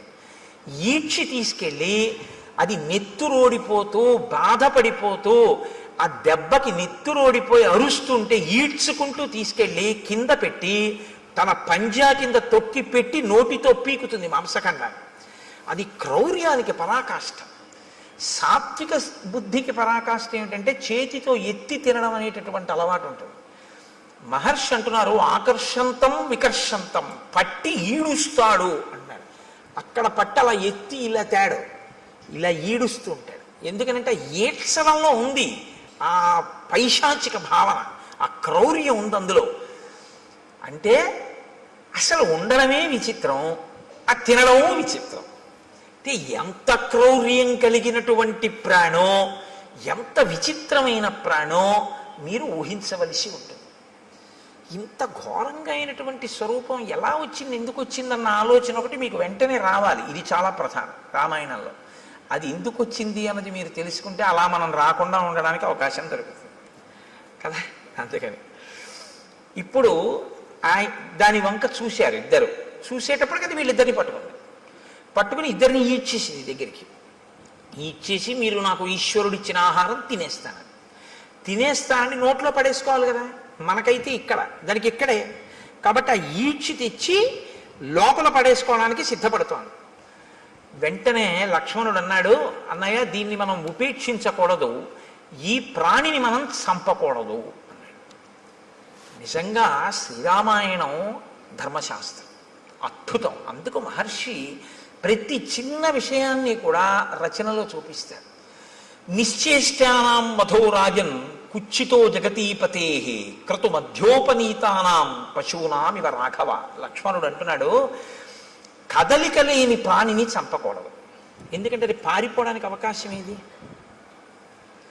పారిపోవడానికో, విన్నిచ్చి పారిపోవడానికో, నీ మీద కలియబడ్డానికో దానికి అవకాశం ఉంటే నీ వీరత్వం చంపాలి. కదలలేని దాన్ని చంపడం ఏంటి? బలి మా బావ బల్లెమ్ము చేబూని పుల్లాకు తూట్లుగా పొడవలేదే అన్నట్టు కదలలేని ప్రాణిని చంపడం ఏంటి? కాబట్టి అన్నయ్య మనం చంపకూడదు దీన్ని. ఎంత ధర్మం అండి! ఇంకోడైతే ఈ ధర్మం కదూ కాపాడింది, అందుకు కాదు అన్నాడు మారీచుడు. రామో విగ్రహవాన్ ధర్మ అన్నాడు. అప్పుడు కూడా ఇలా ఉన్నాడు. బాబా ఇదేమిటి అంటే బుద్ధి వెంటనే స్వస్థతను తప్పి చంపేవతల వారేద్దాం అందరూ. వాళ్ళు బాగా ఆలోచిస్తారు, ప్రతి దాన్ని ధర్మం కోణంలో చూస్తారు. అక్కడ ఎవరున్నారండి చంపేశారనుకోండి ఇద్దరు కలిసి, పోన్లే అన్నయ్య ఎవరు చూడొచ్చారు అనొచ్చు. కాదు, ఎవరు చూడొచ్చారనరో, చూడవలసిన వాడు చూడకపోవడం అన్నది ఎలా జరుగుతుందంటారు వాళ్ళు. ఇది ధర్మావలంబనకి కారణం. ధర్మమూర్తిగా ఎందుకు ఉండగలుగుతాడు ఒక వ్యక్తి అంటే, నేను ఎలా తప్పుకుంటానండి, ఈశ్వరుడు ఎప్పుడూ చూస్తూ ఉంటాడు కదా అంటాడు. నేను ఒకవేళ తప్పు చేస్తే ఈశ్వరుడు యొక్క సన్నిధానంలోనే నేను తప్పు చేయాలి తప్ప ఈశ్వరుడు చూడకుండా నేను తప్పు చేయడం కుదరదు. ఆయన ఎప్పుడూ చూస్తూ ఉంటాడంటాడు. ఎప్పుడూ చూస్తున్నాడు వాడు అన్నవాడు చాలా తప్పులు చెయ్యలేడు. చాలా అన్నమాట నేను ఎందుకన్నానో తెలుసా అండి, ఏ తప్పు చెయ్యలేడని ముందే అనడం చాలా కష్టం. కొంత మార్పు అన్నది వస్తుంది ఎప్పుడంటే చాలా తప్పులు చేయలేడు, తర్వాత ఏ తప్పు చేయలేడు. కాబట్టి రాముడు ధర్మమూర్తిగా ఎందుకు ఉండగలడు ఎప్పుడు అంటే, ధర్మం అనేటటువంటిది తాను అనుష్ఠిస్తున్నానో లేదో అనేటటువంటిది వృక్షములు దేవతా స్వరూపంగా చూస్తున్నాయని రాముడు నమ్ముతాడు. మనం అంటే నాలాంటి వాడైతే ఏమంటాడంటే ఎవరు చూడొచ్చారంట. ఇదే తేడా. ఇది అలవాటు చేసుకోవడం ధర్మానికి పునాదిరాయి. ఇది నిలబడాలి. ఇది నిలబడితే మార్పు వస్తుంది మనసులో. కాబట్టి నిశ్చేష్టానాం మధోరాజన్ కుచ్చితో జగతీపతే. ఓ జగతీపతి రామా, మనం స్థాణువుగా కదలలేని వాడిని చంపకూడదు. కాబట్టి ఇతను తన నోట్లో మన్ని పడేసుకునేటట్టు ఉన్నాడు. కాబట్టి ఈ 2 బాహువులని తరిగేద్దాం. ఇతని శక్తి బాహువులే. ఎందుకని? గమనం లేదు, కదలలేడు. నోటితో కరవలేడు, ఎందుకంటే పొట్టకుంది నోరు. బోర్లా పడుకుని కరిచి పట్టుకోగలిగినటువంటి శక్తి లేదు. కానీ చేతులతో మాత్రం తడిమి పట్టుకుంటాడు. కాబట్టి చేతులు నరికేస్తే వీడు ఉన్నా ఒకటే, ఊడిపోయినా ఒకటే. అక్కడతో వీడు కూడా చచ్చిపోతాడు. ఎందుకంటే ఆహారం లేదు ప్రాణానికి. ఆహారం లేకపోతే ప్రాణము నిలబడదు, శోషించిపోయి పడిపోతుంది. మనం చంపక్కర్లేదు, వీడి యొక్క బలం ఎక్కడుందో దాన్ని తుంచేద్దాం. దాన్ని మాత్రం ఎందుకు తుంచాలి? మన్ని పట్టుకున్నాడు కాబట్టి, మన్ని ఇప్పుడు నోట్లో పడేస్తాడు కాబట్టి బాహువులు తుంచేద్దాం. కాబట్టి దక్షిణం బాహుం అసక్తామసినా తతః చిచ్ఛేద రామో వేగేన సవ్యం వీరస్తు లక్ష్మణ. రాముడు కుడి భుజాన్ని నిరికేశాడు, లక్ష్మణుడు ఎడమ భుజాన్ని నిరికేశాడు. 2 చేతులు ఊడి కింద పడిపోయాడు. కింద పడిపోగానే అతను చాలా సంతోషపడిపోయాడు.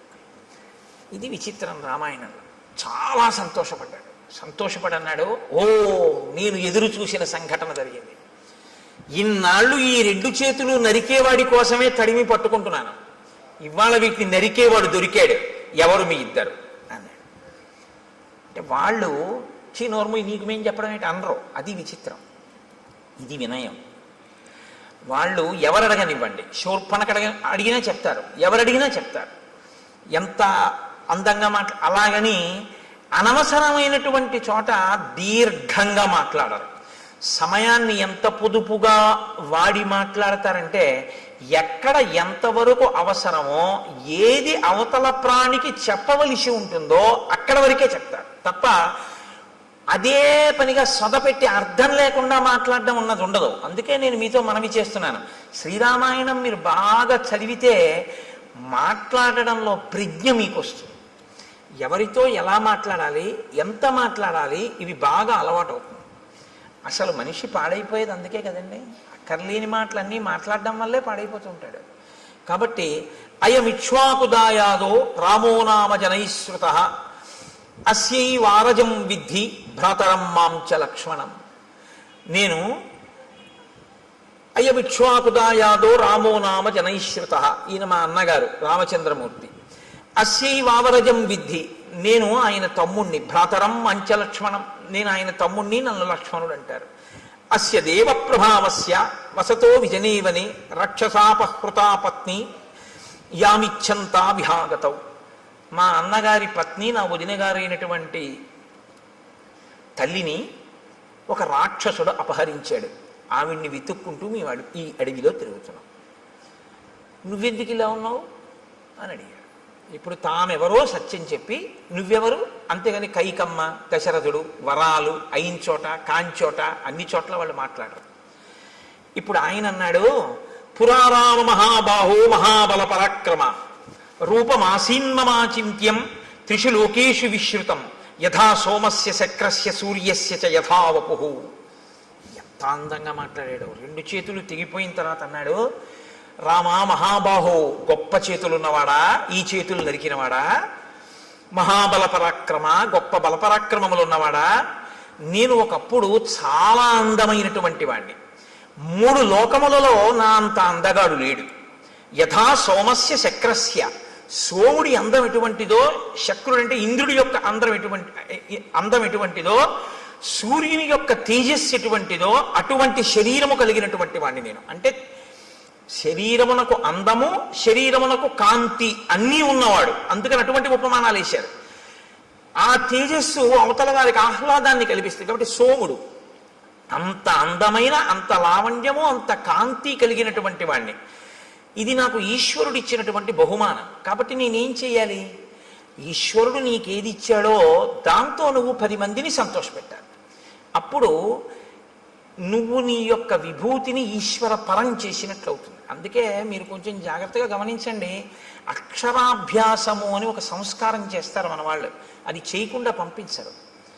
బడికి పంపించడం కానీ, పలక ముట్టుకోవడం కానీ, పుస్తకం ముట్టుకోవడం కానీ, అక్షరం రాయడం కానీ ఒప్పుకోరు. ముందు ఎవరు తమ జీవితంలో తమకి ఉన్న విభూతిని సమాజపరం చేసి ఈశ్వరుడిచ్చిన విభూతిని ఈశ్వరుడికి నైవేద్యం పెట్టి జీవితంలో ప్రసాద బుద్ధితో బతికి 10 మంది చేత సహభాష్ అనిపించుకుని కీర్తి గణించాడో, ఎవడు భగవద్భక్తి తత్పరుడో అటువంటి ఆ పెద్దల తొడ మీద కూర్చోపెట్టి ఆయన చేత్తో పిల్లవాడి చెయ్యి పట్టుకుని పలకలో ముందు దిద్దిస్తాడు. ఓం నమ శివాయ సిద్ధం నమః అని.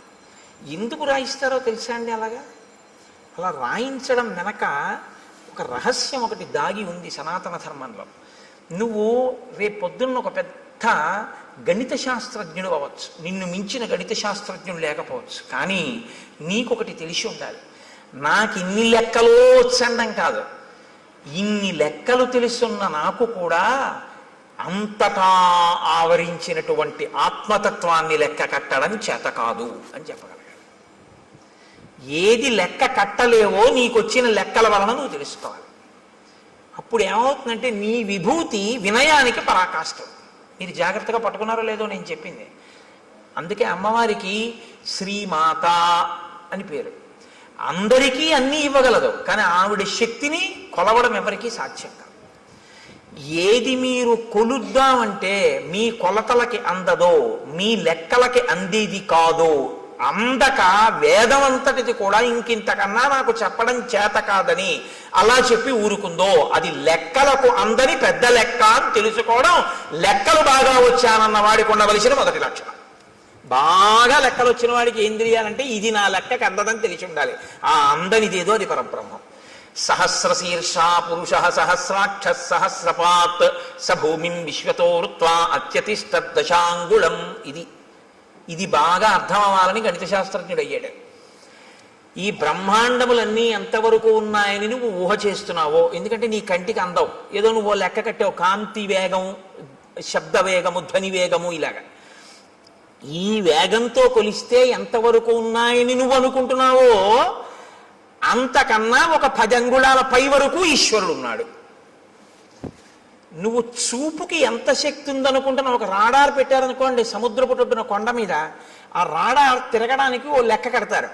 అది తిరుగుతున్నప్పుడు సముద్రం లోపల ఉన్న ఓడలకి ఇక్కడ నౌకాశ్రమం ఉన్నది అన్న, నౌకాశ్రయం ఉన్నది అన్న సూచన తెలియడం కోసం ఇక్కడి నుంచి ఇక్కడ వరకు ఇలా తిరగాలి అని. మీరు విశాఖపట్నం లాంటి ఊళ్ళకి వెడితే రాత్రి వేళ కొండ నుంచి ఒక్కసారి ఆకాశంలో అలా తిరుగుతుంటుంది ఆ లైట్ హౌస్. దానికి ఒక లెక్క కడతారు. అమ్మవారి కన్ను ఇక్కడి నుంచి ఇక్కడికి ఇలా తిప్పితే ఎంత దూరం పెడుతుంది మీరు లెక్క పెట్టండి. ఇది గణిత శాస్త్రజ్ఞుడు అంటే. శంకరాచార్యుల వారు పెద్ద గణిత శాస్త్రజ్ఞుడు. ఎందుకో తెలుసా అండి?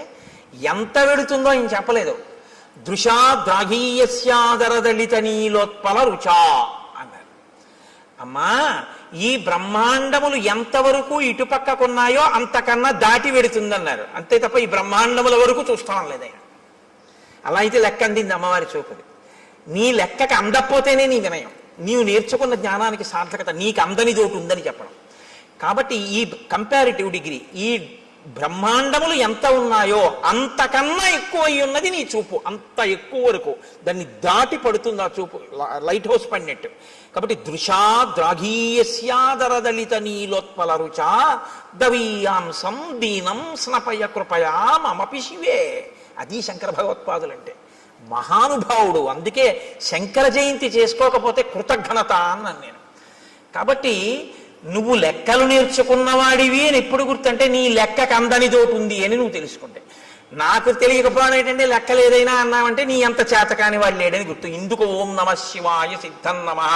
నీకు ఈశ్వరుడు ఎందులో ఎంత పెద్దవాడిని చేసినా నీకు అందందుందని దానిలోంచే తెలుసుకో. నువ్వు ఒక పెద్ద జియాలజిస్ట్ అంటే ఈ భూమికి సంబంధించిన విషయాలన్నీ తెలుసుకున్నవాడివైతే, ఎవడు తన గుప్పిళ్లతో ఇసుక పోసి ఇంతంత పర్వతాల్ని, ఇన్ని ఎడారుల్ని, ఇంత సస్యశ్యామలమైన నదీ తీరాల్ని, ఈ పచ్చగడ్డితో కూడుకున్నటువంటి పంట పొలాల్ని, ఆ తరువాత పెద్ద పెద్ద ఆ బీడు భూముల్ని, ఒక పక్క కొండల్ని, ఒక పక్క నదుల్ని, ఒక పక్క సముద్రాల్ని ఎవడు తీసుకొచ్చి సృష్టించాడు?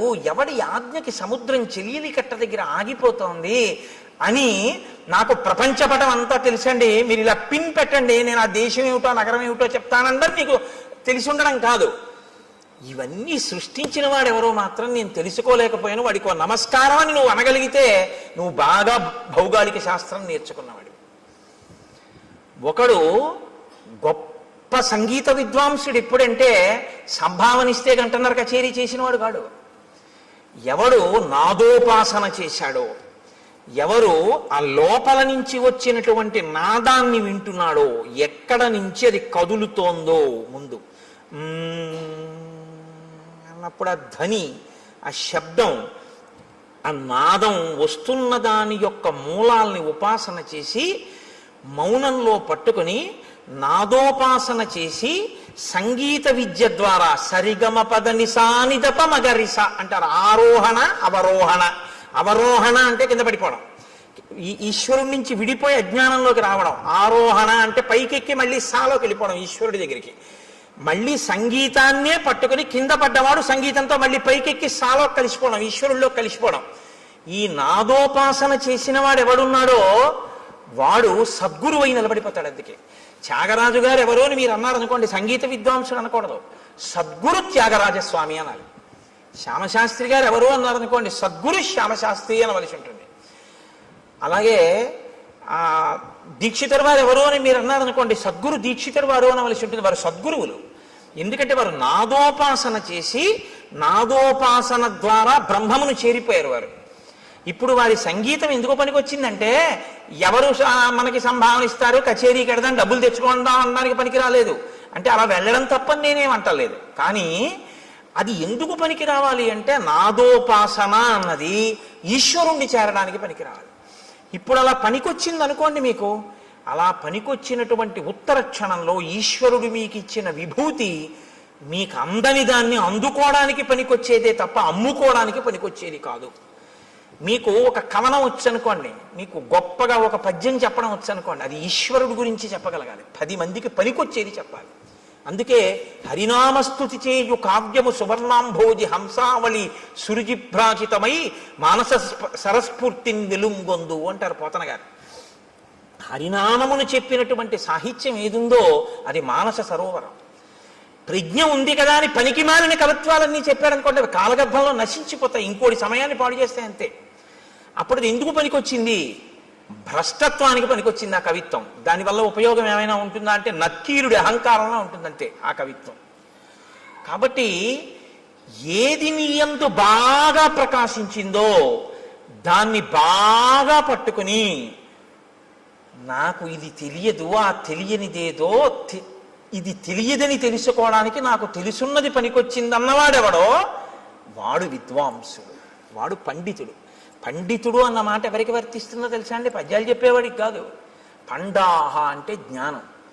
ఈశ్వరుణ్ణి నమ్మి ప్రతిరోజు భక్తితో అనుష్ఠించి నడిచేవాడెవరో ఆయనకి పండితుడని పేరు. అందుకే పోతన గారు సహజ పండితుడు అంటారు.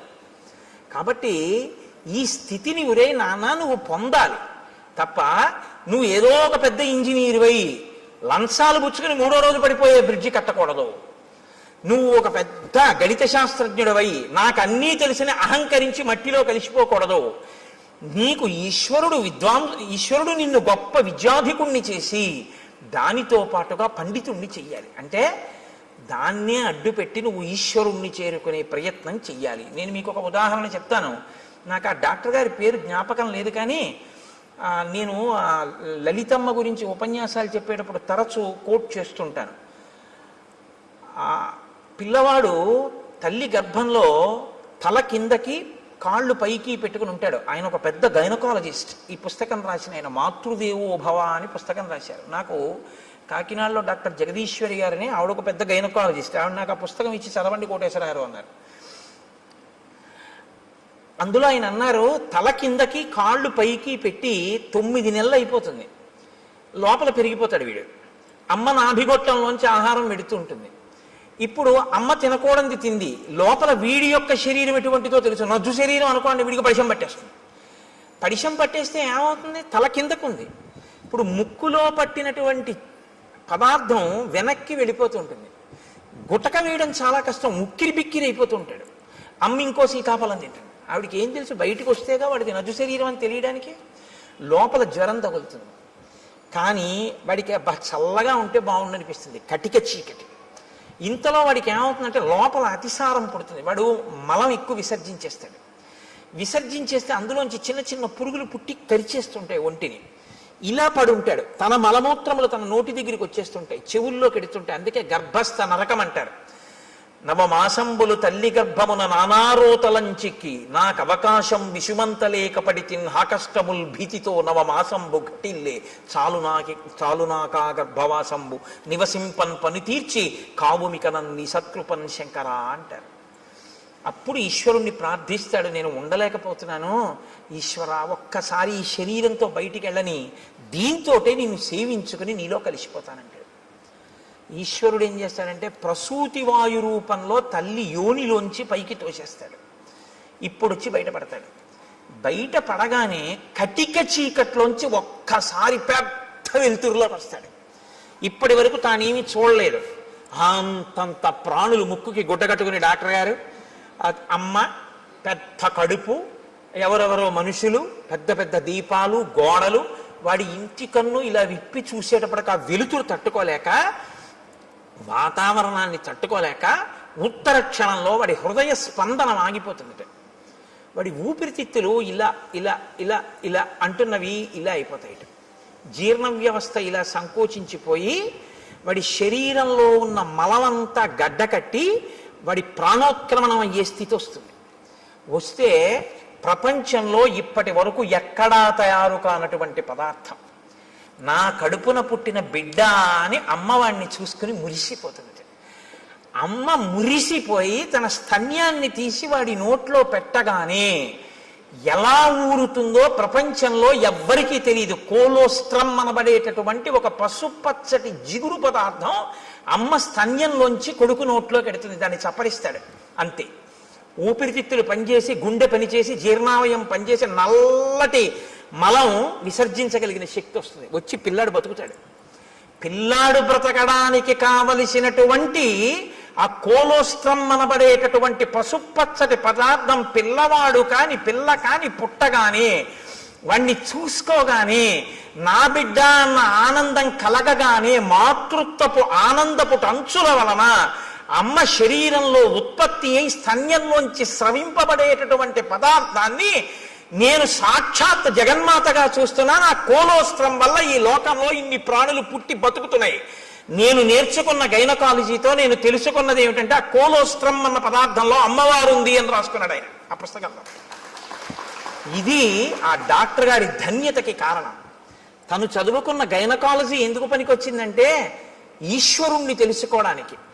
ఈ ప్రాణులను మేము కాదు ఆపరేట్ చేస్తున్నది.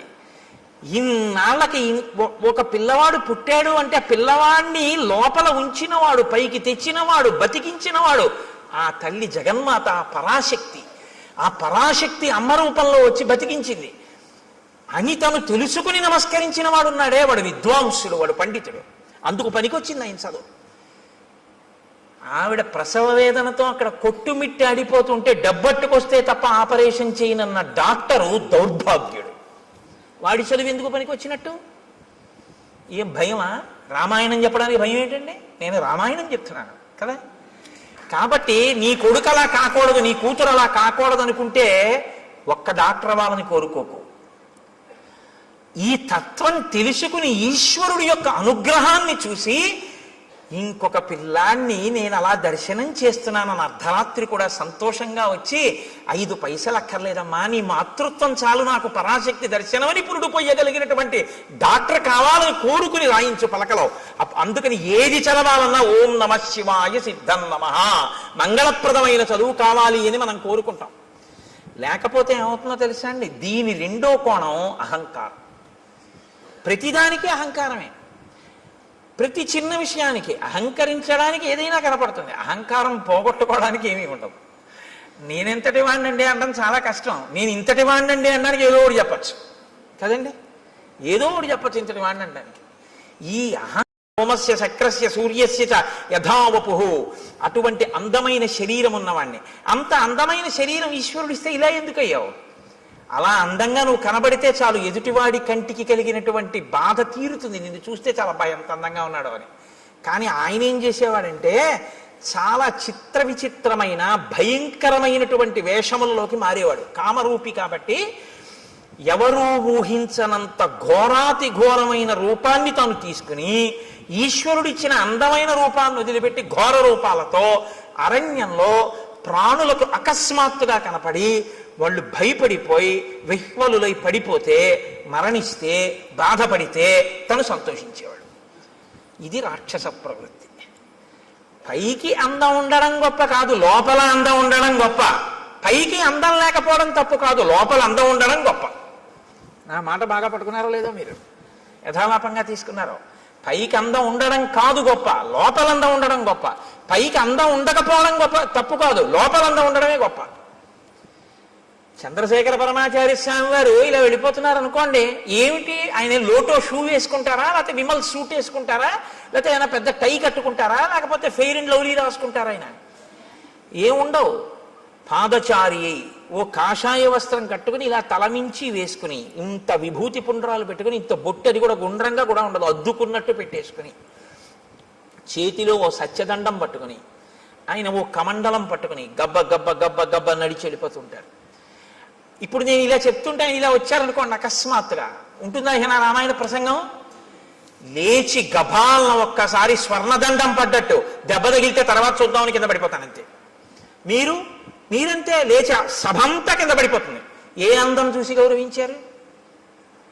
అందం కాదు, లోకాన్నంతటినీ రక్షించడం కోసం ఆయన చేసినటువంటి ప్రయత్నం. శంకరాచార్యుల వారి తర్వాత ఆసేతు హిమాచల పర్యంతం తిరిగి జ్ఞానబోధ చేసిన మహాపురుషుడైన కారణం చేత. కాబట్టి మీరు ఆయన పాదాల మీద పడిపోతారంతే. ఇప్పుడు అందం గొప్పదా, పై అందం గొప్పదా? లోపలి అందం గొప్పది. లోపలి అందం ఎక్కడుంటుందో అది లోకాన్ని ఉద్ధరిస్తుంది. పై అందం జర్జరీభూతం అయిపోతుంది, కొన్నాళ్ళకు పోతుంది. పైగా దాన్ని సద్వినియోగం చేయకపోతే నీకు ప్రమాదహేతువై కూర్చుంటుంది. కాబట్టి చూశారు, పై అందంతో లోపలి అందం పెంచుకోలేదు, పై అందంతో లోపల అందవికారం పెంచుకున్నాడు. లోపలి అందవికారం పై అందాన్ని కూడా తీసేసింది. ఇదే నేను మీతో మనవి చేసింది. అక్షరాభ్యాసము అన్నది మూఢనమ్మకములు, చాదస్తములు. నేను మీతో ఒకరోజు మనవి చేశాను. ఒక ఆయన ఆవును చంపేద్దాం అనుకున్నాడు. ఆవును చంపేయి అన్నాడు అనుకోండి, బుద్ధి ఉందా లేదా అంటారు. కాబట్టి ఆవును చంపేయి అనకుండా ఏమన్నాడంటే ఆ పులిని చంపేయి అన్నాడు.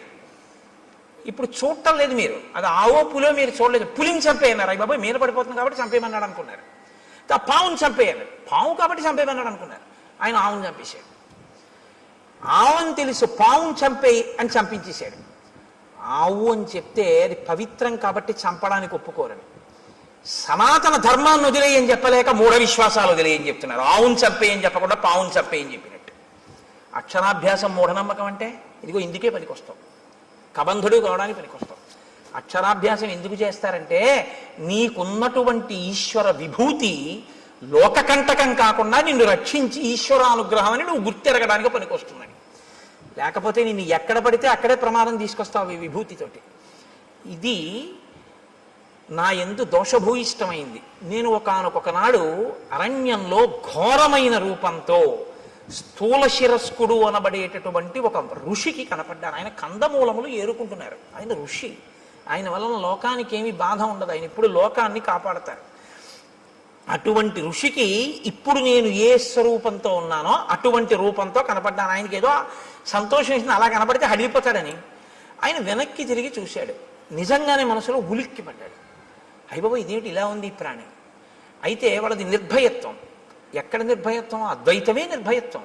రెండోది ఉందంటే భయం, ఉన్నదొక్కటే అంటే భయం ఏమిటి? ఇంకా భయపడడానికి ఏముంటుంది? అదే అద్వైతం. కాబట్టి ఆయన వెంటనే ఏమన్నాడంటే శాపవాక్కుని విడిచిపెట్టాడు. ఏతదేవ నృశంసంతే రూపమస్తు విగర్హితం. నీకు ఇటువంటి నింద్యమైనటువంటి రూపం కావాలనుకున్నావు. నృశంసం విగర్హితం, క్రూరమైన నింద్యమైన, రెండు మాటలు వేశాడు. ఈ రూపం ఎలా ఉంది? నింద్యంగా ఉంది, చూడ్డానికి అసహ్యించుకునేటట్టుంది, ఘోరంగా ఉంది. చేతులు ఒక్కటి ఉండి ఏమిటి ఆ స్వరూపం ఏమిటి, ఆ కనపడడం ఏమిటి? అప్పటికి తలకాయ ఉంది ఆయనకి ఇంకాను. కాబట్టి నువ్వు ఇలాగే అరణ్యంలో పడి ఉండు అన్నాడు.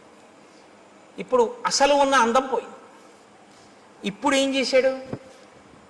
ఉన్న అహంకారం అప్పుడు పోయి మహర్షి కాళ్ళ మీద పడ్డాడు. ఇప్పుడు మీరు నన్ను మాట అడగచ్చు ఏంటంటే, అంటే మరి పాపం ఆ పాటి దానికి ఏదో బుద్ధి చెప్పాలి కానీ అలా బొత్తిగా శాపం ఇచ్చేయడం ఏమిటండి అంటే, మీరు జ్ఞాపకం పెట్టుకోండి, శాపం ఎప్పుడూ కూడా అనుగ్రహము. శాపవాక్కు అందరూ శాపానుగ్రహము అంటారు. దాని చేత మార్పు తీసుకొస్తారు తప్ప అలాగే పడి ఉండు అని అనరు. ఆ బాధ తెలిస్తే ఆ తరువాతి కాలంలో ఏమవుతాడంటే ఇంకెప్పుడు ఇటువంటి తప్పు పని చేయకుండా లోకానికి ఉపకారం చేస్తాడు. ఇక లోకోపకారం మొదలు పెడతాడు. అవతల వాడి బాధ తన బాధగా స్వీకరించి అవతల వాడికి మాట సాయమో చేతి సాయమో ఏదో ఒక సాయం మొదలు పెడతాడు. ఈ ప్రవృత్తి ఎక్కడ రావాలంటే లోపల దిద్దుబాటు జరగాలి. లోపల దిద్దుబాటు జరగాలి అంటే కొంతకాలం కష్టపడాలి, తప్పదు. ఏళ్ళనాటి శని జాతకంలోకి వచ్చిందనుకోండి, ఎందుకు భయపడతారు? ఆయన కష్టపెడతాడు. శనైహి చరహ, మెల్లమెల్లగా వెడుతూ కష్టపెడతాడు. కానీ ఆ కష్టపెట్టడం వల్ల ఏమవుతుందో తెలుసా అండి? గొప్ప పరిణతి వస్తుంది, గొప్ప అనుభవం వస్తుంది. తరువాతి కాలంలో ఆయన కీర్తికి కారణమవుతుంది. అందుకే ఏలినాటి శని ఎప్పుడూ దూషించకూడదు. మీరు ఆయన్ని నమస్కారం చేసి ప్రార్థన చేస్తే ఆయన దాన్ని ఇంకొకలా మారుస్తాడు. ప్రతిరోజు తిరగవలసిన దాన్ని గుడి చుట్టూ తిరగడంగా మారుస్తాడు భక్తి ఇచ్చి. కాబట్టి ఇప్పుడు శాపానుగ్రహం ఇందుకు ఇస్తారు, మార్పు తీసుకురావడం కోసం ఇస్తారు. వెంటనే తనకు అర్థమైంది, అయ్య బాబోయ్ ఇలా ఉండడమా, పడ్డాడు మహర్షి కాళ్ళ మీద. ఇప్పుడు పడి అన్నాడు, ఎప్పుడు నాకు ఈ శాప విమోచనం అని అడిగాడు. అయితే మారేవు కదా, ఇప్పుడే అన్నారు అనుకోండి, ఆ బుద్ధి మళ్ళీ మారిపోతుంది. అందులో ఆ బాధ ఏమిటో తెలియాలి. ఆయన అన్నాడు, యదాచిత్వా భుజౌ రామ త్వాం దహే ద్విజనే వనే తదాత్వం ప్రాప్స్యసే రూపం స్వమేవ విపులం శుభం. నీవు అరణ్యంలో పడి ఉండి ప్రాణుల్ని తింటుంటే ఒకానొకప్పుడు రామచంద్రమూర్తి అరణ్యంలోకి వచ్చి నీ భుజములను తెగనరుకుతారు. ఆ తెగనరికి అరణ్యంలో నిన్ను కాల్చేస్తారు. ఎందుకంటే ఆ ప్రాణి అలా ఉండిపోవడానికి వీల్లేదుగా, కాల్చబడాలి. సంస్కారం రాముడి దగ్గర ఉన్న గొప్పతనం అదే. మీతో నేను మనవి చేశా. అంత్యేష్టి సంస్కారం చేస్తాడు ఆయన. ప్రాణిని కాల్చేస్తాడు. అంటే చనిపోయినటువంటి ప్రాణిని అలా వదిలిపెట్టి వెళ్ళిపోడు, దానికి అంత్యేష్టి చేస్తాడు. పొద్దున్నే భోజనం చేస్తూ గోపాలకృష్ణ గారు నేను దాని గురించే కాసేపు ముచ్చటించాం. అలా ఎందుకు చేస్తాడండి రాముడు అని నేను ఏదో ప్రశ్న వేస్తే చెప్తున్నాను. ప్రతి ప్రాణికి కూడా దేవతలు ఆవహించి ఉంటారు. పాణి చెయ్యి ఉందనుకోండి ఇంద్రుడు ఉంటాడు, వాక్కు అగ్నిహోత్రం ఉంటుంది, కన్ను సూర్యుడు ఉంటాడు. ఇప్పుడు మీరు విడిచిపెట్టి వెళ్ళిపోయారనుకోండి, విడగొట్టాలి మంత్రం చేత.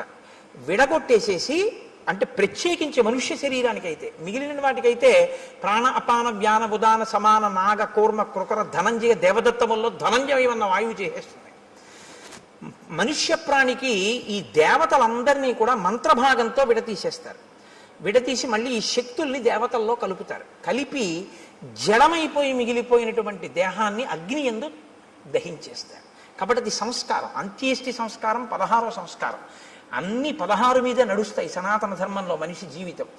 అందుకని షోడశ కళా ప్రపూర్ణుడు చంద్రుడు, షోడశ సంస్కార ప్రపూర్ణుడు మనుష్యుడు. అంటే 16వ సంస్కారంగా అంత్యేష్టి జరగాలి. కాబట్టి రాముడు ఎక్కడెక్కడ ఇటువంటి శరీరాలు కనపడ్డా వాటిని ఆయన దహిస్తాడు. అందుకని నువ్వు రాముడి చేత వధింపబడి దహింపబడితే నీ పూర్వరూపం వస్తుంది. ఇక్కడ మీరు ఒక విషయాన్ని కనిపెట్టాలి. ఎవరికైనా తెలియదేమో కానీ మునులకు మాత్రం తెలిసి రామావతారం వస్తుంది. ఈ దేశంలో త్రికాల వేదులు వాళ్ళు. అందుకే ఈ దేశంలోనే ఒక గొప్ప శాస్త్రం ఉంది, జ్యోతిషము అని. వేద పురుషునికి జ్యోతిషము నేత్రస్థానంలో ఉంటుంది, వేదాంగము అని. అంటే ఇప్పుడు కళ్ళు లేనివాడు ఉన్నాడు అనుకోండి, మీరు గుళ్ళోకి తీసుకొచ్చి విగ్రహం దగ్గరికి తీసుకెళ్ళి ఇదిగో ముట్టుకో, ఇది గణపతి, ఇదిగో ఇలా ముట్టుకో తొండం అన్నారనుకోండి, ఆయన చూసి ఓహో అంటాడు. అదిగో అవే ధ్వజస్తంభకు చిరుగంటలు అన్నారనుకోండి, ఆయన చూడగలరా? అదే శిఖ గోపురం అన్నారనుకోండి, ఆయన చూడలేడు, మీరు గోపురం ఎక్కించలేరు. దూరంగా ఉన్నది చూడడానికి కన్ను పనికి వస్తుంది, కాలంలో వచ్చేదాన్ని లెక్క కట్టడానికి జ్యోతిషం పనికి వస్తుంది. అందుకని వేద పురుషుడికి నేత్రస్థానంలో ఉంటుంది జ్యోతిష శాస్త్రం వేదాంగంగా. కాబట్టి మహర్షులు త్రికాల వేదులు, వాళ్ళకి అన్నీ తెలుసు ఏం జరగబోతోందో. కాబట్టి వాళ్ళు రాబోయే రామావతారాన్ని లెక్కలోకి తీసుకున్నాడు ఆయన. తీసుకుని రామావతారం వచ్చి రాముడు అడవికి వచ్చాక రాముడి చేతిలో నీ చేతులు ఖండింపబడి నీ దేహము దహింపబడితే నీకు మళ్ళీ యథారూపం వస్తుంది. కాబట్టి రామ ఇందుకు నేను సంతోషించాను, నా చేతులు నరికేవాడు వచ్చాడని. ఎవడో నరికాడా? రాముడే నరికాడా? అందుకు అడిగాను. కాబట్టి రామ నేను ఎవరు పూర్వం అంటే శ్రియోమాం మధ్యమం పుత్రం ధనుం నామ్నాచ దానవం ఇంద్రకోపాదిదం రూపం ప్రత్తమేవం రణాజిరే. నేను శ్రీ అనబడేటటువంటి వాని యొక్క మధ్యమ పుత్రుడైన ధనువు అనబడేటటువంటి పేరున్నవాడిని. నాకు స్థూల శిరస్కుడు అనబడేటటువంటి ఋషి శపిస్తే నేను అక్కడతో ఊరుకోలేదు. ఆ రూపం వచ్చే లోపల నేను బ్రహ్మగారి గురించి ఘోరమైన తపస్సు చేశాను. బ్రహ్మగారు ప్రత్యక్షమై అన్నాడు, దీర్ఘాయుష్మాన్ భవ అన్నాడు. అని ఆయన వెళ్ళిపోయాడు. వెళ్ళిపోయిన తర్వాత నా అహంకారం ఏమైందో తెలుసా? నేను దీర్ఘాయుష్మంతుడిని, నన్ను ఇంద్రుడు ఏం చేస్తాడు? ఇంద్రుడి మీదకి యుద్ధానికి వెళ్ళాను. వెళ్తే ఇంద్రుడు ఏం చేశాడో తెలుసా? ఆయన ఒక చమత్కారమైనటువంటి మనిషి. ఆయన ఏం చేశాడంటే, ఒక్కసారి నా తలకాయని తన వజ్రాయుధం పెట్టి ఓ దెబ్బ కొట్టి ఈ తలకాయని కడుపులోకి దింపేశాడు. నా 2 కాళ్ళని పొట్టలోకి తోసేశాడు. తోసేస్తే తలకాయ లేదు, కాళ్ళు లేవు, మనిషిని మాత్రం బతికున్నాను. పైగా అన్నాడు తోసేసి, పితామహవచ సత్యం తదస్థితి మమాబ్రవీత్. పితామహుడైన బ్రహ్మగారు నీకు దీర్ఘాయుష్ ఇచ్చాడు, చంపేను పడుండన్నాడు. అప్పుడు నేనన్నాను, అయ్య బాబోయ్, పితామహుడు ఇచ్చాడు వరం బానే ఉంది, అహంకారంతో నేనేదో సాధించాననుకున్నవి ఇలాగే వస్తాయి తిరిగి. కాబట్టి వినయంతో చేసినవి, భక్తితో చేసినవి ఉద్ధరిస్తాయి, కానీ అహంకృతితో చేసినవి పనికొచ్చేవి కావు. చిట్ట చివరికి వచ్చి ఇలాగే కట్టి కుడుపుతాయి. కాబట్టి నేనన్నాను, నాకు పితామహుడు దీర్ఘాయుష్మంతుడు అన్నాడు నిజమే, కడుపుకి ఆకలోటి ధర్మం కదా ప్రాణికి. ఇప్పుడు నాకు తలకాయ లేదుగా, కాబట్టి నోరు లేదుగా, కానీ కడుపు ఉందిగా, తినాలిగా. వెళదామంటే కాళ్ళు లేవుగా, ఏం తిని బతకను అని అడిగాను. అడిగితే ఆయన ఏం చేశాడో తెలుసా? ఏవముక్తస్తు మే శక్రో బాహు యోజనమాయతౌ ప్రాదాదాస్యంచమే కుక్షౌ తీక్షణ దంస్త్రం అకల్పయత్. నాకు పెద్ద పెద్ద కోరలు పెట్టి, నా గుండెల దగ్గర కన్ను పెట్టి, నాకు యోజనమంత పొడుగైన చేతులు ఇచ్చి, నువ్వు బతకవలసింది దీర్ఘాయుష్మంతుడవై బతికుండడానికే తప్ప అంతకన్నా ఎందుకురా నువ్వు బతికుండి నువ్వేం చేయాలి లోకానికి? అని నీ చేతులతో తడువుకు తింటుండు పడుండు అన్నాడు. అంటే దారుణమైన జన్మ ఏదో తెలుసా అండి? తినడానికి బతికే జన్మ కదండి. ఇప్పుడు అంతిమంగా తీర్పు ఎక్కడికి వచ్చింది? ఆయన దీర్ఘాయుష్మంతుడు దేనికి? తింటాడు, బతుకుతాడు. ఎందుకు బతుకుతాడు? తినడానికి బతుకుతాడు, అంతే. ఎక్కడికి వెళ్ళడం, ఏమీ చెయ్యడు. ఈశ్వరుడి గురించి ఏమీ తెలుసుకోక్కర్లేదు, ఓపిక ఉన్నా ఏమీ చేయక్కర్లేదు. ఓపిక ఉన్న రోజుల్లో భోగాలకి, పెద్దవాడైపోయిన తర్వాత ఉన్న ఓపిక ఎక్కడ పోతుందో అని ఈశ్వరుడి దగ్గరికి వెళ్ళడం. మీరు లోకం పోకడ ఎలా ఉంటుందో తెలుసా అండి? ఇప్పుడు ఎందుకండి అంటాడు. ఏమండి రామాయణానికి వెళ్ళొద్దాం ఏంటి అన్నాడు అనుకోండి ఎవడైనా. ఏంటండి ఇప్పటి నుంచి రామాయణం అవన్నీ, మరి ఎప్పుడండి అని మీరు అడిగారు అనుకోండి. రిటైర్ అయిపోయాక. రిటైర్ అయిపోయిన తర్వాత కూడా నువ్వు ఉంటావని ఎవరైనా రాసిచ్చారా నీకు బాండ్ పేపరు? దంతంబుల్ పడనప్పుడే తనువుయందు ఆరూఢియున్నప్పుడే కాంతాసంఘము రోజనప్పుడే జరాక్రాంతంబు కానప్పుడే వింతల్మేన చరించునప్పుడే కురుల్ వెల్వెల్ల కానప్పుడే చింతింపన్వల మీ పదంబుజములను శ్రీకాళహస్తీశ్వర. ఇంకా నువ్వేం చేస్తావు? 60 ఏళ్ళు వచ్చేసి రిటైర్ అయిపోయిన తర్వాత అప్పుడు పూజపీఠ మీదకి వెళ్ళి కూర్చుని ఆ చెమ్యా అంటే నీకు తెలియదు. ఓ గుళ్ళోకి వెళ్ళి మంత్రపుష్పానికి ముందు నీళ్ళు వస్తే తీర్థం కింద గుచ్చేసుకుంటూ ఉంటాడు లోపలికి. ఎందుకంటే మంత్రపుష్పం ముందు చేయగడుక్కోమని వేశారు చేతిలో, ఆయనకి తెలియదు. అప్పుడు మళ్ళీ అర్చక స్వామి అయ్యో అయ్యో తాగేకండి అయ్యాలాగా తీర్థం గారు చేయగడుక్కోండి అంటే అప్పుడు ఆ చేతి నీళ్లు తీసుకెళ్ళి ఆయన పళ్ళల్లోనే కడిగేస్తాడు. అంటే అదో వాష్ బేసిన్ అనుకుంటాడు. అమ్మ బాబు నా అదృష్టం రా, ఇలాంటి భక్తుడు వచ్చాడు ఇవ్వాలని ఆయన అనుకోవాలి. లేరని మీరు అనుకుంటున్నారా? ఎక్కడిది ఈ అజ్ఞానం? ఓపికండగా ఆర్జించడానికి తినడానికి తప్ప ఈశ్వరుడు గురించి తెలుసుకోవడానికి పనికి రాలేదు. ఒక్కొక్కడి జీవితం అసలు అలాగే తెల్లారిపోతుంది. అసలు ఎప్పుడు దేనికి అంటే తినడం. తింటుంటాడు అది తింటుందో రోజున. చెప్పాను కదా, అన్నం అంటే తినున్నది, మన చేత తినబడున్నది, మనని తినున్నది, 2 అర్థాలు. కాబట్టి అది తినేస్తుందో రోజు అయిపోయింది అంతే. కాబట్టి నీకు దీర్ఘాయుష్యే కదరా కావాలి. దానికి ఓ నోరు చాలు, ఆహారాన్ని చూసుకోవడానికి ఓ కన్ను చాలు, వెతుక్కు లాక్కోవడానికి ఓ 2 చేతులు చాలు. నువ్వు ఎక్కడికి వెళ్ళాలి? ఓ గుడికి వెళ్ళాలా, గోపురానికి వెళ్ళాలా? ఉంటే భయపెడతావు ఎక్కడికన్నా వెడితే. ఎందుకు నాన్న అలా పడుండు, దీర్ఘాయుష్మంతుడు అయి ఉండు. ఇప్పుడు తెలిసింది బాధ ఏమిటో. ఎందుకు చేశానా తపస్సు, ఎందుకు వెళ్ళానా ఇంద్రుడి మీదకి, ఎందుకు కనపడ్డానా ఋషికలాగా అని ఏడుస్తూ ఇన్ని వేల సంవత్సరాల నుంచి ఇక్కడ పడున్నా. అలా వస్తే తడువుకోను తిన్నాం. ఎప్పుడు నరికేస్తాడా ఈ చేతులను చూస్తూ కూర్చున్నాను రామా. ఇప్పుడు నువ్వు ఈ చేతులు నరికి ఈ ఒళ్ళు కాల్చేయి. ఎంత తొందరపడిపోయాడో తెలుసా అండి? సూర్యాస్తమయం అయిపోతోంది, అలిసిపోయిన రథాలతో వెళ్ళిపోతున్నాడు సూర్యుడు. సూర్యాస్తమయం అయితే కాల్చవు నువ్వు, ధర్మం. రామచంద్రమూర్తి చెయ్యడు అంచేసి సూర్యాస్తమయం అయితే. కాబట్టి అవ్వకుండా తొందరగా నన్ను ఒక గొయ్యి తీయించి అందులో పడేసి భూమి మీద పడుకోబెట్టి అంటించడానికి ఏం కుదరదు, అంత పెద్ద రాక్షసాకారం అది. ఇప్పుడు గోతిలో పారేసి దాని నిండా కట్టెలు పారేసి అగ్నిహోత్రం వెలిగించేస్తే నేనేం తొందరగా కాలుతాను అనుకుంటున్నావా? కదలిక లేదు కదండి, ఫ్యాట్ ఎలా డైల్యూట్ అవుతుంది? కాబట్టి ఒళ్ళంతా నీతి ముద్దలా కొవ్వు పట్టేసింది. ఇప్పుడు కొవ్వు పట్టాన కాలదు, అది అలా కాలుతూనే ఉంటుంది. అందుకే కొవ్వొత్తి తొందరగా కాలిపోతుందండి. దీపారాధనలో ఒత్తి కాలిపోయినట్టు కాలదు, అలా కొవ్వు కరుగుతూ దీపం అలా కిందకు వస్తూ ఉంటుంది. ఆ కొవ్వు అంతా కాలాలి. కాబట్టి రామ చాలాసేపు పడుతుంది నా ఒళ్ళు కాలిపోవడానికి. అందుకని తొందరగా ఓ గొయ్యి తవ్వించి తోసేసి కాల్చేయి. నాకు ఇప్పుడు ఈ శరీరంతో ఉంటే స్మృతి ఉండదు. నా అసలు శరీరం నాకు వచ్చేస్తే నాకు దివ్య స్మృతి కలుగుతుంది, ఎక్కడ ఏం జరిగిందో తెలుసుకోగలను. అప్పుడు నీ భార్యను ఎవరు అపహరించారో నేను చెప్తాను, నీకు నేను ఆ సాయం చేస్తాను. ఇత పూర్వం ఎప్పుడైనా అన్నాడండి ఇలాంటి మాటలు? ఎవడన్నా మంచిగా ఉంటే వాడిని బాధ పెట్టాడు. ఇప్పుడు అవతల వాడి బాధలో ఆ శరీరం వస్తే వెంటనే నీకో మాట సాయం చేస్తానంటున్నాడు. ఈ మార్పు కోసం శాపానుగ్రహం ఇస్తారు. మీరు బాగా పట్టుకుంటే ఋషులు ఏదో తపస్సు ఉంది కదా అని శాపవాక్కు విడిచిపెట్టరు, వాళ్ళ తపస్సు పోతుంది. పోన్లేరా ఒకరిని మార్చాను, ఇప్పుడు ఆయన పనికొచ్చాడు, అందుకని ఇప్పుడు ఏమయ్యాడు? కబంధ మహాత్మనః. ఈ కబంధుడు మహాత్ముడు అన్నారు వాల్మీకి మహర్షి. ఎందుకంటే మార్పు ఎక్కడొచ్చిందో వాడు చాలా గొప్పవాడు. ఈ మార్పు రాకపోతే వాడు లోకకంటకుడై కూర్చుంటాడు.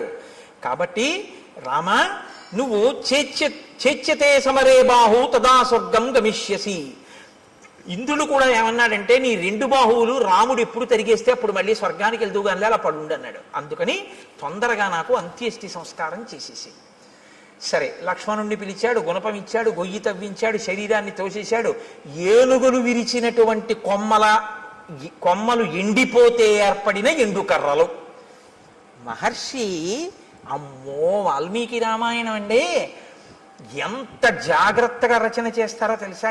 అంత పెద్ద శరీరాన్ని అంత పెద్ద గోతిలో వేస్తే అంత పెద్ద శరీరం కాల్చడానికి ఎన్ని కట్టెలు కావాలి, ఎక్కడి నుంచి ఏరి పట్టుకొచ్చారు సూర్యాస్తమయం లోపల అని మీరు నేను అంటామేమో. అక్కర్లేని ఇలాంటివి తీయడం మనంత గొప్పవాళ్ళు ఉండరు. కాబట్టి ఏనుగుల గుంపులు తిరుగుతాయి అక్కడ. వాటి పని ఏమిటంటే వాటికి తొండం ఖాళీగా ఉండదు, కొమ్మలు విరిచేస్తుంటాయి. ఆ విరిచేసినటువంటి కొమ్మలు కింద పడిపోయి ఎండిపోయాయి. కాబట్టి ఇప్పుడు ఆ పెద్ద పెద్ద కొమ్మలన్నీ తీసుకొచ్చి రామచంద్రమూర్తి ఆ గోతులో పడేశారు, లక్ష్మణమూర్తి ఆ గోతులో పారేశారు. పారేసి ఇప్పుడు కబంధుణ్ణి కాల్చేస్తున్నారు. ఈ కబంధుడి దగ్గరే ఈ కబంధుడు కాలిపోతే సీతమ్మ తల్లిని పట్టుకోవడానికి, సీతమ్మ తల్లిని అన్వేషించడానికి పెద్ద శుభవార్త దొరుకుతుంది. హనుమ ప్రవేశించడానికి ఇంకా కథకి రంగం సిద్ధం అవుతోంది. ఇక్కడి నుంచి కిష్కింధకాండకి పునాది పడుతోంది. ఇక్కడి నుంచి హనుమత్ ప్రవేశం ప్రారంభం అవుతోందనమాట. కాబట్టి ఇప్పుడు నాయనా నువ్వు నా శరీరాన్ని అంటించేయి. ఇప్పుడు ఆ ఏనుగులు విరిచేసినటువంటి ఎండిపోయిన కొమ్మలు తెచ్చి గోతిలో పడేసి అంటించేశారు ఆ శరీరాన్ని. అంటించేస్తే మెల్లమెల్లగా కాలింది అన్నారు. కొవ్వు పట్టి ఉంది కదండి. అప్పుడు కూడా హ్యూమన్ ఎనాటమీ బాగా తెలుసు అనమాట. అంటే కదలకుండా ఎక్కువ తినేస్తే కొవ్వు పట్టేస్తుంది. వాడు దీర్ఘాయుష్మంతుడు కాబట్టి హార్ట్ బ్లాక్ లేదు వాడికి. కాబట్టి ఆయనలోంచి ఇప్పుడు ఒక దివ్యమైనటువంటి స్వరూపం ఒకటి బయటికి వచ్చింది. తతశ్చితాయా వేగేన భాస్వరో విమలాంబర ఉత్పపాతాశు సంహృష్ట సర్వ ప్రత్యంగభూషణ విమానే భాస్వరే తిష్టన్ హంసయుక్తే యశస్కరే ప్రభయాచ మహాతేజ దిశో దశ విరాజయన్. దశ దిశలు వెలిగిపోయేటట్టుగా హంసలు పూంచినటువంటి రథం మీద తెల్లటి వస్త్రములు ధరించి అంగ ప్రత్యంగములన్నీ కూడా సువర్ణ మణిబయబోయినటువంటి భూషణముల చేత అలంకరింపబడినటువంటి వాడై వెలిగిపోతున్న పగిది ఒక్కసారి ఆ కబంధుడు మళ్ళీ పూర్వస్వరూపంతో ఆ రథంలో కూర్చుని కనపడ్డాడు. కనపడి ఒక్క క్షణం ఇలా కళ్ళు మూసుకుని ఆలోచించాడు. ఆలోచించి అన్నాడు, రామ, నేను ఆలోచించగా మీకు కలిగినటువంటి కష్టానికి ఒక విషయం అర్థమవుతోంది.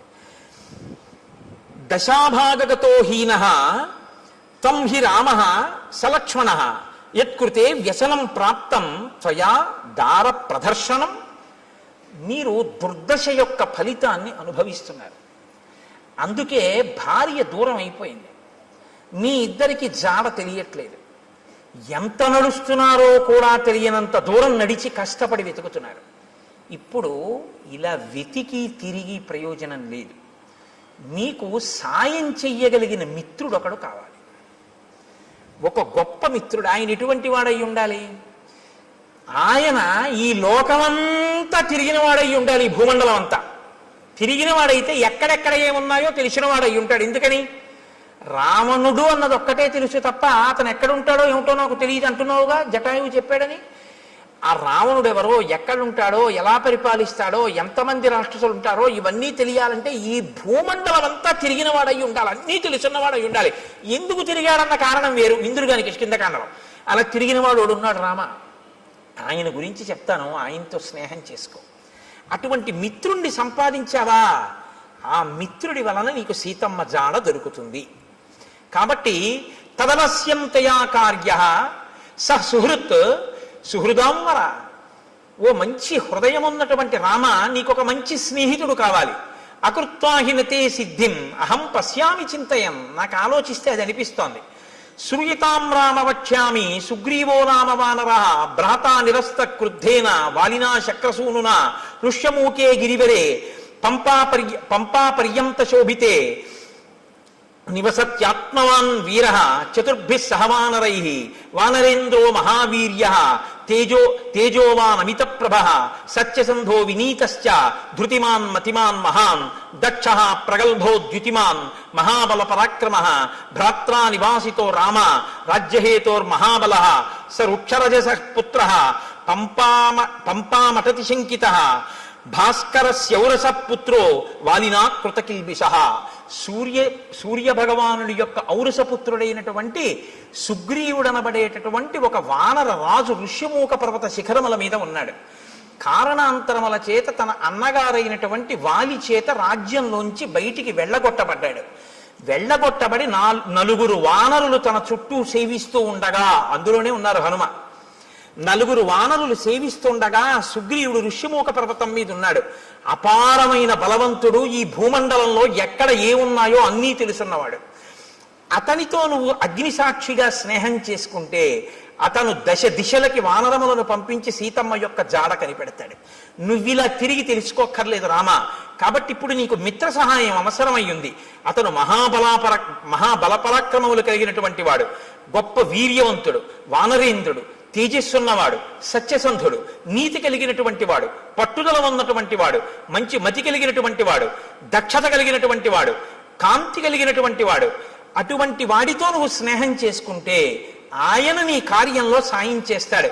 కాబట్టి ఆ వృక్షరజస్సు యొక్క కుమారుడైనటువంటి సుగ్రీవుడితో నువ్వు వెంటనే స్నేహం చేసుకోవడానికి ఋష్యమూక పర్వతానికి బయలుదేరు. ఆ ఋష్యమూక పర్వతం ఎక్కడుంది అంటావేమో, నీకు దారి చెప్తాను చూడు. రామాయణం ఎంత ఆప్యాయంగా ఉంటుందో తెలుసా అండి. హైదరాబాదు ఎప్పుడు ఆయన వెళ్ళలేదు. ఆయన కొడుకుని మొదటిసారి పంపిస్తున్నాడు ఉద్యోగానికి. హైదరాబాదు వెడుతున్నటువంటి కొడుకుని కంగారుగా తీసుకొచ్చి రైలు ఎక్కించడంలో ఆయనకి కట్టిన మినపరొట్టె తేవడం మర్చిపోయాడు తండ్రి. ఎప్పుడూ హైదరాబాదు వెళ్ళే అలవాటు ఉన్నటువంటి మేనమామ గారు వచ్చాడు స్టేషన్కి. ఇప్పుడు తండ్రి అంటాడు, రే నాన్న రొట్టె తేవడం మర్చిపోయాను, ఎలా తింటావు, ఎలాగా, ఎప్పటికెడుతుందో, ఎప్పటికి దిగుతావో, అది అక్కడ ఏముంటుందో ఏముండదో, నాన్న నా ప్రాణాలు నీ మీదే ఉంటాయి ఇస్మా, వెళ్ళాక ఉత్తరం రాయి అంటాడు. మేనమామ గారు అంటాడు, రే నీకేం భయం లేదు, ఇప్పుడు ట్రైన్ బయలుదేరుతుందా, బయలుదేరగానే మొదటి స్టేషను అనపర్తి, రెండో స్టేషను ద్వారపూడి, మూడో స్టేషను రాజమండ్రి వెళ్ళేటప్పటికి 8 అవుతుంది. 8 గంటలకి నువ్వు రాజమండ్రి రైల్వే స్టేషన్లో కిందకి దిగితే అక్కడ 10 నిమిషాలు ఆగుతుంది. దిగి నువ్వు చూస్తే అక్కడే మంచి అరటిపళ్ళు, చాలా చక్కటి రొట్టెలు అన్నీ అమ్ముతూ ఉంటారు. కాబట్టి నువ్వు అక్కడ నీకు కావలసిన 2 ఇడ్లీ 2 అరటిపళ్ళు అవి కొనుక్కొని చక్కగా అవి తినేసి మళ్ళీ రైలు ఎక్కి కూర్చుంటే 10 నిమిషాల కన్నా ఆగదు, గబగబా కొనేసుకో. రైల్లో కూర్చుని తినేసి మంచినీళ్ళు తాగేసి వాటర్ బాటిల్ మర్చిపోకు, ఎక్కిళ్ళు వస్తాయి. వాటర్ బాటిల్ కొనుక్కుంటే ఎక్కి పడుకున్నావు అంటే హాయిగా తెల్లవారేటప్పటికి 6 హైదరాబాద్ వెళ్ళిపోతూ ఉంటాడు. తెలుసున్నవాడు చెప్పేటప్పుడు రాజమండ్రి వస్తుంది, ద్వారపూడి వస్తుందని చెప్పడు. ఎక్కడ ఏం తినాలో, ఏం తాగాలో, ఎలా పడుకోవాలో, ఎలా వెళ్ళాలో ఎందుకు చెప్తాడంటే ఆత్మీయత అందులో కలిసిపోయి ఉంది. కలిసిపోయి ఉండడంలో అలా చెప్తాడు. కాబట్టి ఇప్పుడు చూడండి, నిజంగా మాట్లాడడంలో వాల్మీకి మహర్షి మాట్లాడించడంలో అందం చూడండి, ఇందుకుని మహాత్ముడయ్యాడు. ఇప్పుడు రాముడి మీద ఎంత ప్రేమతో మాట్లాడుతున్నాడంటే ఋషభముఖానికి వెళ్ళి నీ పని అవుతుందని ఏదో చేతకాని వాడికి చెప్పినట్టు చెప్పట్లేదు. ఉపకారం చేయడంలో అంత శ్రద్ధతో చేస్తున్నాడు. మహానుభావుడి వల్ల నేను మళ్ళీ పునర్జన్మ పొందానని సంతోషిస్తున్నాడు. నాయన రామ, నువ్వు లక్ష్మణ సహితుడవై పశ్చిమ దిశగా ఇదే మార్గంలో వెడితే బోలెడన్ని చెట్లు కనపడతాయి. నేరేడు, మోరటి, పనస, జువ్వి, మర్రి, తుమ్మిక, రావి, కొండగోగు, మామిడి, చండ్ర, పొన్న, ఎర్రగోరుంట, కానుగ, నల్లవి, అశోక వృక్షాలు, కడిమి చెట్లు, గన్నేరు చెట్లు, నల్లజీడి చెట్లు, అశోక వృక్షాలు, ఎర్రచందన చెట్లు, దేవదారు వృక్షాలు అన్నీ కనపడతాయి. ఎందుకు ఇవన్నీ? ఆప్యాయత కలిగిన మేనమామ చెప్పినట్టు చెప్పడం. వీటికి మంచి మంచి పళ్ళు ఉంటాయి. లక్ష్మణుడు ఎక్కి కోసి నీకు తెచ్చి పెట్టచ్చు, లేదా కొమ్మలు ఉంచినా కూడా అందుతాయి. అంటే కింద కొమ్మలకు కూడా అన్ని పళ్ళుంటే ఆ పళ్ళు ఎవరు కొయ్యరు. ఎంత వివరంగా మాట్లాడతాడో చూడండి. అక్కడే ఉంటుంది క్యాంటీన్. ఒకవేళ క్యాంటీన్ ఏ కారణం చేతనైనా మూసేసి ఉంటే నువ్వు కంగారు పడకవు, ఇటువైపు కట్టేస్తారు. కానీ అదే టైంలో టిఫిన్ ఎక్కువ తినేవాళ్ళు అవతల ప్లాట్ఫామ్ మీదకి వస్తారు, ఇటు చెక్కలతో క్లోజ్ చేసి అటువైపు అమ్ముతుంటాడు, అటువైపు వెళ్ళు అని చెప్తాడు. చూసారా మా మేనమామ అలా చెప్తాడు చెప్పేటప్పుడు. మీరు ఆ శ్లోకాలలో అవతలాడి ఆప్యాయత చూడాలి ఆ చెప్పడంలో. ఎంత గొప్ప రచనండి మహర్షిది. కాబట్టి లక్ష్మణుడు కొమ్మలు ఉంచి పళ్ళు కొయ్యొచ్చు, తేనె పట్ల నుంచి తేనె కారుతుంటుంది. రామ అవి మీరు తినచ్చు. అది దాటి మీరు వెడితే అక్కడ మీకు ఒక చిక్కటి వనం కనపడుతుంది. అంటే చిక్కటి వనం, చక్కటి వనం, బాగా చెట్లు దగ్గరగా ఉంటాయి. అవన్నీ పూలతో పళ్ళతో నిండిపోయి ఉంటాయి. సర్వకామ ఫలాహ వృక్షాః పాదపాస్తు మధుశ్రమాః సర్వే చ ఋతవస్తత్ర వనే చైత్రరథే యథా.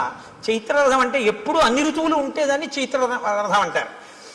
అన్ని ఋతువులు ఉన్నట్టే అక్కడ ఎప్పుడు పళ్ళతో, తేనె పట్లతో, పువ్వులతో ఆ చెట్లన్నీ శోభాయమానంగా ఉంటాయి. అక్కడ చక్కగా మీరు తేనె తాగచ్చు, పళ్ళు తినచ్చు. అది దాటి వెళ్ళిన తరువాత మీరు పంపా సరోవర తీరానికి వెడతారు. రామ పంపా సరోవర తీరంలో ఒడ్డున ఎక్కడా కూడా అసలు గులకరాళ్ళు ఉండవు. సాధారణంగా నది ఒడ్డున అన్ని చోట్ల గులకరాళ్ళు ఉంటాయి. గులకరాళ్ళు ఉంటే ఏమిటి అని మీరు అడగచ్చు. రాముడు పాదుకలు లేకుండా నడుస్తున్నాడు, గులకరాళ్ళు ఉంటే గుచ్చుకుంటాయి కాళ్ళలో. కాబట్టి రామ పంపానది తీరంలో గులకరాళ్ళు ఉండవు. అంటే ఆయన కాళ్ళకి గుచ్చుకునేవి లేవు. ఎంత ప్రేమో చూడండి ఆ చెప్పడంలో. పంపానది తీరంలో గులకరాళ్ళు ఉండవు. ఆ నీళ్లు చల్లగా అందులో పుట్టినటువంటి పద్మముల యొక్క కింజిల్కముల నుండి రాలినటువంటి పుప్పుడితో సుగంధభరితములై తీయగా చల్లగా ఉంటాయి. ఎప్పుడు స్నానం చేద్దామా, ఎప్పుడు తాగుదామా అనిపిస్తుంది. రామ అక్కడ నాచు ఉండదు. కాబట్టి నువ్వు జాగ్రత్తగా పంచె పైకి తీసి కాలు జారుతుందేమో అని చూసుకుని వెయ్యక్కర్లేదు. ఆ కింద ఉన్నటువంటి ఇసుక నీకు కనపడుతుంది. ఆ నీరు వెండి పళ్ళెంలా ఉంటుంది, అంత స్వచ్ఛంగా ఉంటుంది. మహానందిలో ఉంటుంది సరోవరం, అలా ఉంటాయి నీళ్లు. రామ నీకు ఇంకొక విషయం చెప్తున్నాను. అక్కడ అనేకమైన పక్షులు ఆ ఒడ్డును తిరుగుతుంటాయి. వాటికి ఏం భయం ఉండదు. అవి చాలా స్వేచ్ఛగా తిరుగుతుంటాయి. అవి ఎంత రుచిగా ఉంటాయో తెలుసా రామ? ఘృతపిండోపమాన్ స్థూలాంతాన్ ద్విజాన్ భక్షయిష్యథ రోహితాం వక్రతుండాశ్చ నడమీనాంశ్చ రాఘవ. రామ పెద్ద పెద్ద చేపలు, ముళ్ళున్నవి, రెక్కలున్నవి ఆ నదిలో తిరుగుతుంటాయి పంపా సరోవరంలో. నీతి ముద్ద ఎలా ఉంటుందో అంత కమ్మగా ఉంటాయి అక్కడ ఉన్న పక్షులు. మాంసాహారం ఉన్న వాళ్ళు ఎవరైనా ఉంటే నోరూరే ప్రయత్నంలో ఉండకండి. కాబట్టి అంత కమ్మటి రుచి కలిగినటువంటి పక్షులు ఉంటాయి. కాబట్టి పాంసాయాం ఇషుభి మచ్చాన్ తత్ర రామ వరాన్ హతాన్ నిస్త్వక్ పక్షాన్ అయస్తప్తాన్ అకృషా నీకకంటకాన్. ఎంత వివరంగా చెప్తాడంటే ఆ నదిలో కొన్ని పక్షులు ఆ నదిలో తిరుగుతుంటాయి. గండు మీనులు, సొర్ర మీనులు, రొయ్యలు, చేపలు అన్ని ఆడుకుంటుంటాయి. లక్ష్మణుడు బాణంతో గుచ్చి వాటిని పైకి తీస్తాడు. తీసి అగ్నిహోత్రం మీద ఆ బాణంతో ఇలా తిప్పితే ఎర్రగా కాల్తాయి. నువ్వు అక్కడ ఒడ్డున కూర్చోరామా, కూర్చుంటే ఒక్కొక్క చేపని కాల్చి పట్టుకొస్తాడు. ఆ పక్షిని కొట్టి కాల్చి పచనం చేసి ఆ నీతి ముద్దలా ఉన్న పక్షి మాంసం తీసుకొచ్చి పెడతాడు. చక్కగా నువ్వు ఆ ఒడ్డున కూర్చొని కమ్మగా తిన్న తర్వాత దాహం వేస్తుంది. ఎందుకంటే నీతి ముద్దలా కదా ఉంటాయి. దాహం వేస్తే లక్ష్మణుడు ఏం చేస్తాడో తెలుసా?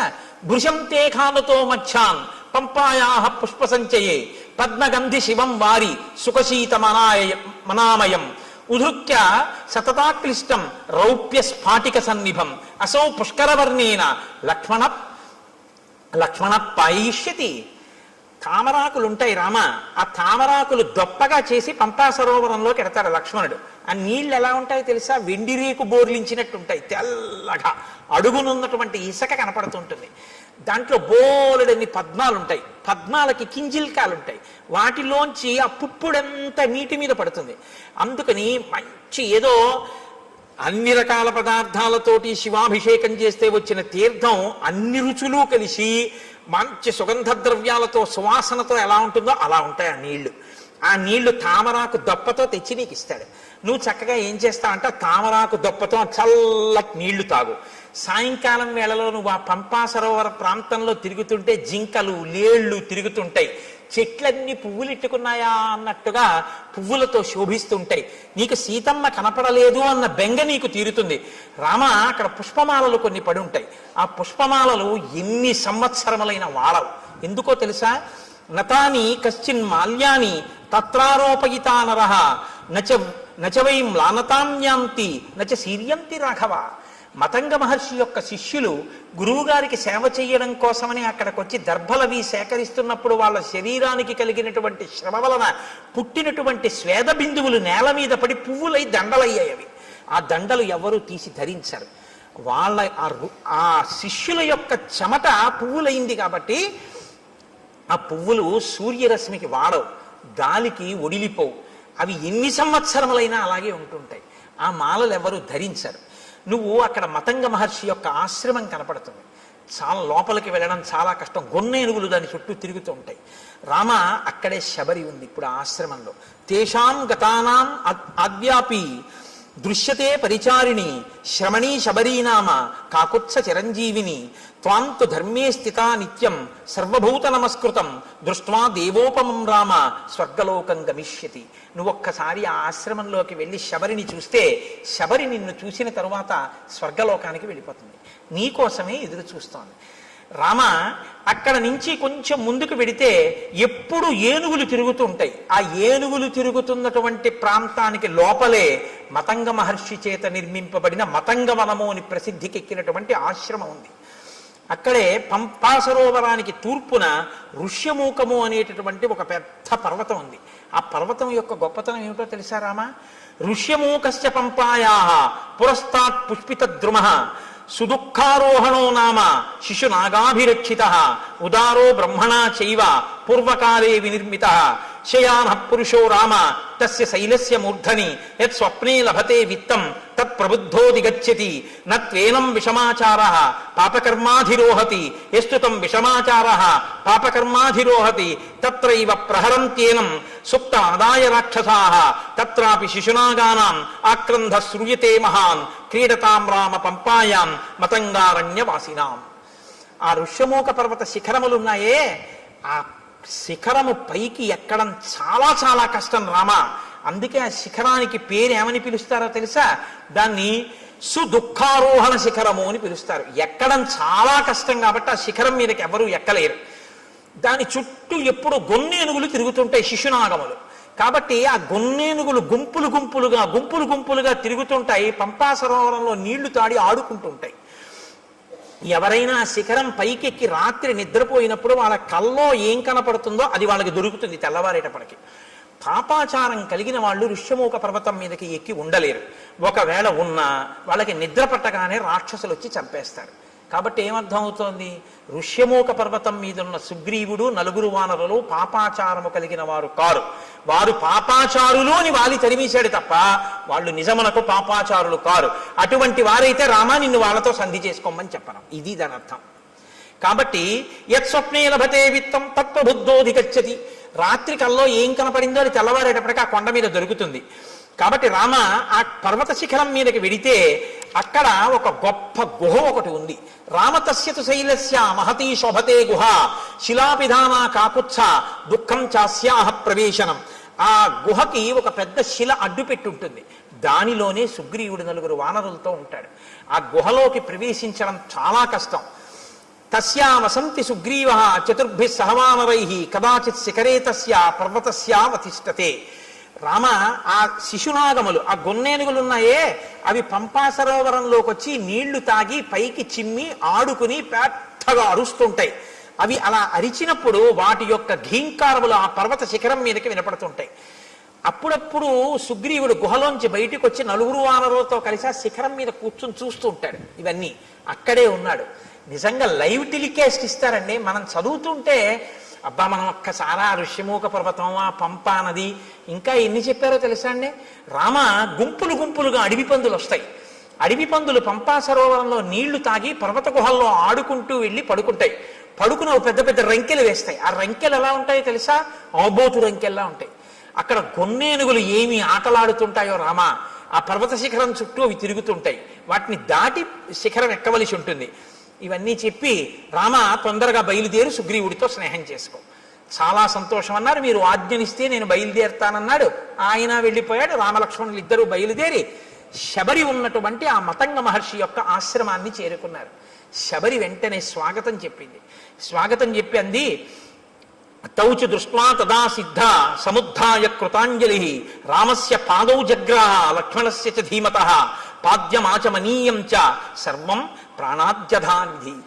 ఆవిడ వెంటనే రామలక్ష్మణులు ఇద్దరి పాదములు పట్టుకుని అర్ఘ్యపాద్యములు ఇచ్చి కూర్చోపెట్టి, నాయనా రామ, నీ దర్శనం కోసమే నేను ఎదురు చూస్తున్నాను అని.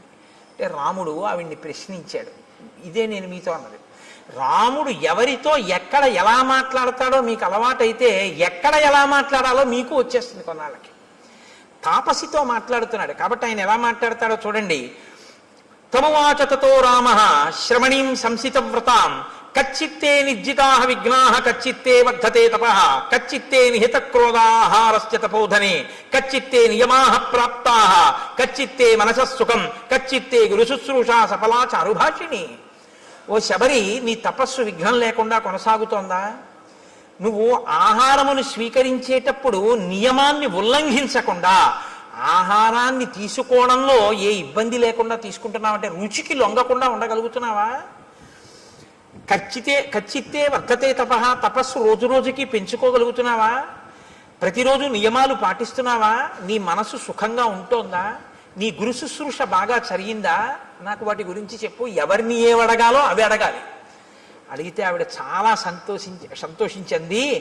అద్య ప్రాప్త తపస్సిద్ధి తవ సందర్శనాన్మయ అద్యమే సఫలం తప్తం గురువశ్చ సుపూజితాః అద్యమే సఫలం జన్మ స్వర్గశ్చైవ భవిష్యతి త్వయి దేవ వరే రామ పూజితే పురుషర్షభ చక్షుషా తవ సౌమ్యేన పూతాస్మి రఘునందన గమిష్యాం అక్షయాన్ లోకాన్ తత్ప్రసాదాదరిందమా.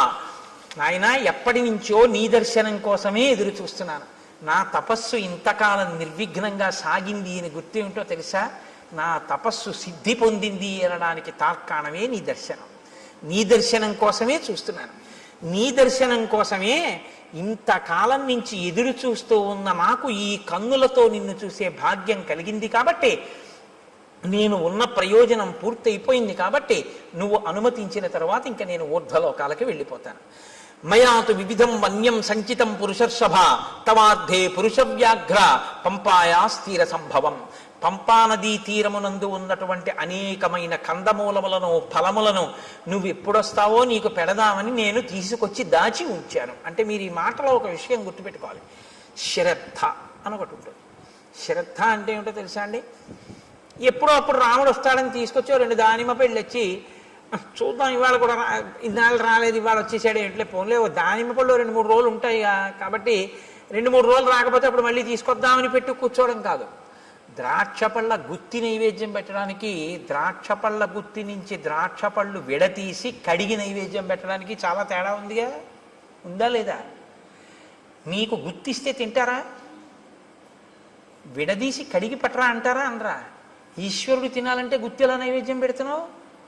నీకు తినాలని కోరుకుంటే పూజలో అంతర్భాగం చక్కగా పళ్ళన్నీ విడదీసి నీళ్లతో కడిగి పళ్ళెంలో చక్కగా అందులో మెత్తబడిపోయిన పళ్ళు తీసేసి మిగిలిన పళ్ళు వెండి పళ్ళెంలో నీ వెండి పళ్ళెం కూడా కాదుగా, ఇచ్చారుగా పెద్ద పళ్ళెం చక్కగా నైవేద్యం పెట్టమని, అందులో చక్కగా విశాలంగా పెట్టి రామ చక్కగా మెల్లగా అమ్మ నా తల్లి సీతమ్మ లక్ష్మణయ్య ఒక్కొక్క పండు తీసుకుని హాయిగా తినండి అని ఆ పళ్ళెం అక్కడ పెట్టి ప్రశాంతంగా నివేదన చెయ్యి. నువ్వు కడిగినందుకు పొంగిపోతాడు ఆయన. అది పూజ. ఓరి ఓరి ఓరి వీడు నేను తినాలని పళ్ళు కడుగుతున్నాడు సీత చూసావా అంటాడు. గుత్తి అక్కడెట్టి నైవేద్యం పెట్టాడు.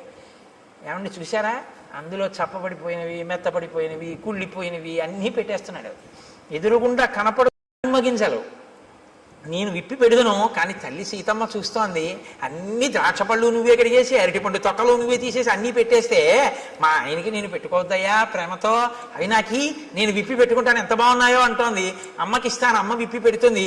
ఇదిగో అమ్మ చేతిలో పెడుతున్నాను, ఇవి మీరు గింజలు ఒలుచుకు తినండి, ఇవి మాత్రం అమ్మ గింజలు ఒలిచే వరకు ఇవి తింటుండండి రామా అని మీరు భావన చేసి సంతోషంగా ఓసారి ఆ పళ్ళెం అక్కడ పెట్టి 2-3 నిమిషాలు సంతోషపడిపోయి మీ ఎదురుగుండా సీతారామ లక్ష్మణులు హనుమ ఉన్నారనుకుని అప్పుడు మీరు నైవేద్యం పెట్టి, నా స్వామి తింటున్నాడు, ఆయన తింటున్నప్పుడు ఆ పళ్ళరసం కంఠంలోకి దిగుతుంటే సంతోషంగా ఆయన చూస్తున్నాడని మీరు భావన చేస్తే నన్ను నమ్మండి, అది ప్రసాదమే, ఆయన తిన్న శేషం ఇది.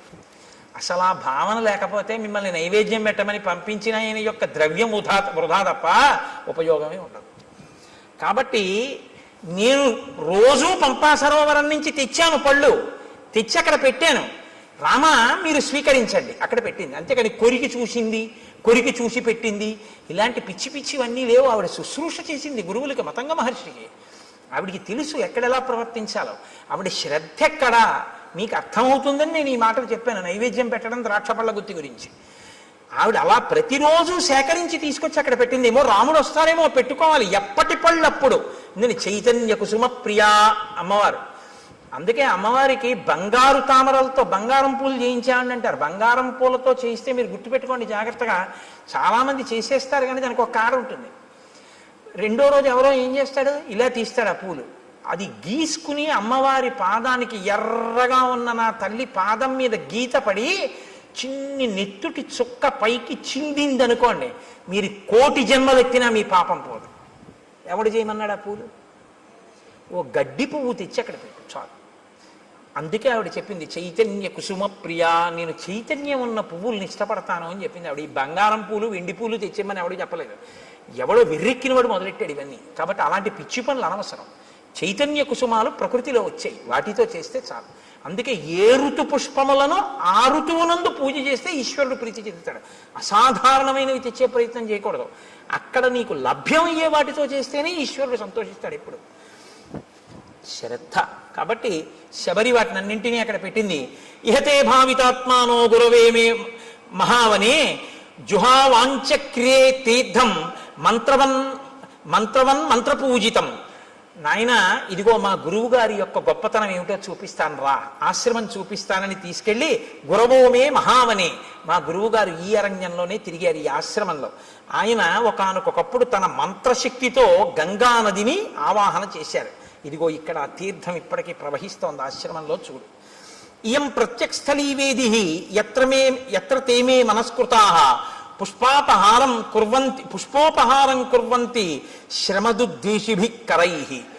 చాలా బడలిపోయినటువంటి నీరసంతో ఉన్న శరీరంతో ఉపవాసములు చేసి చేసి ఉన్నటువంటి శరీరం కాబట్టి భగవంతుని యందు ధ్యానంలో ఒళ్ళు మరిచిపోయిన వారు కనుక లేచి పుష్పమాల ఇలా వణికిపోతున్న చేత్తో స్వామికి సమర్పించారు.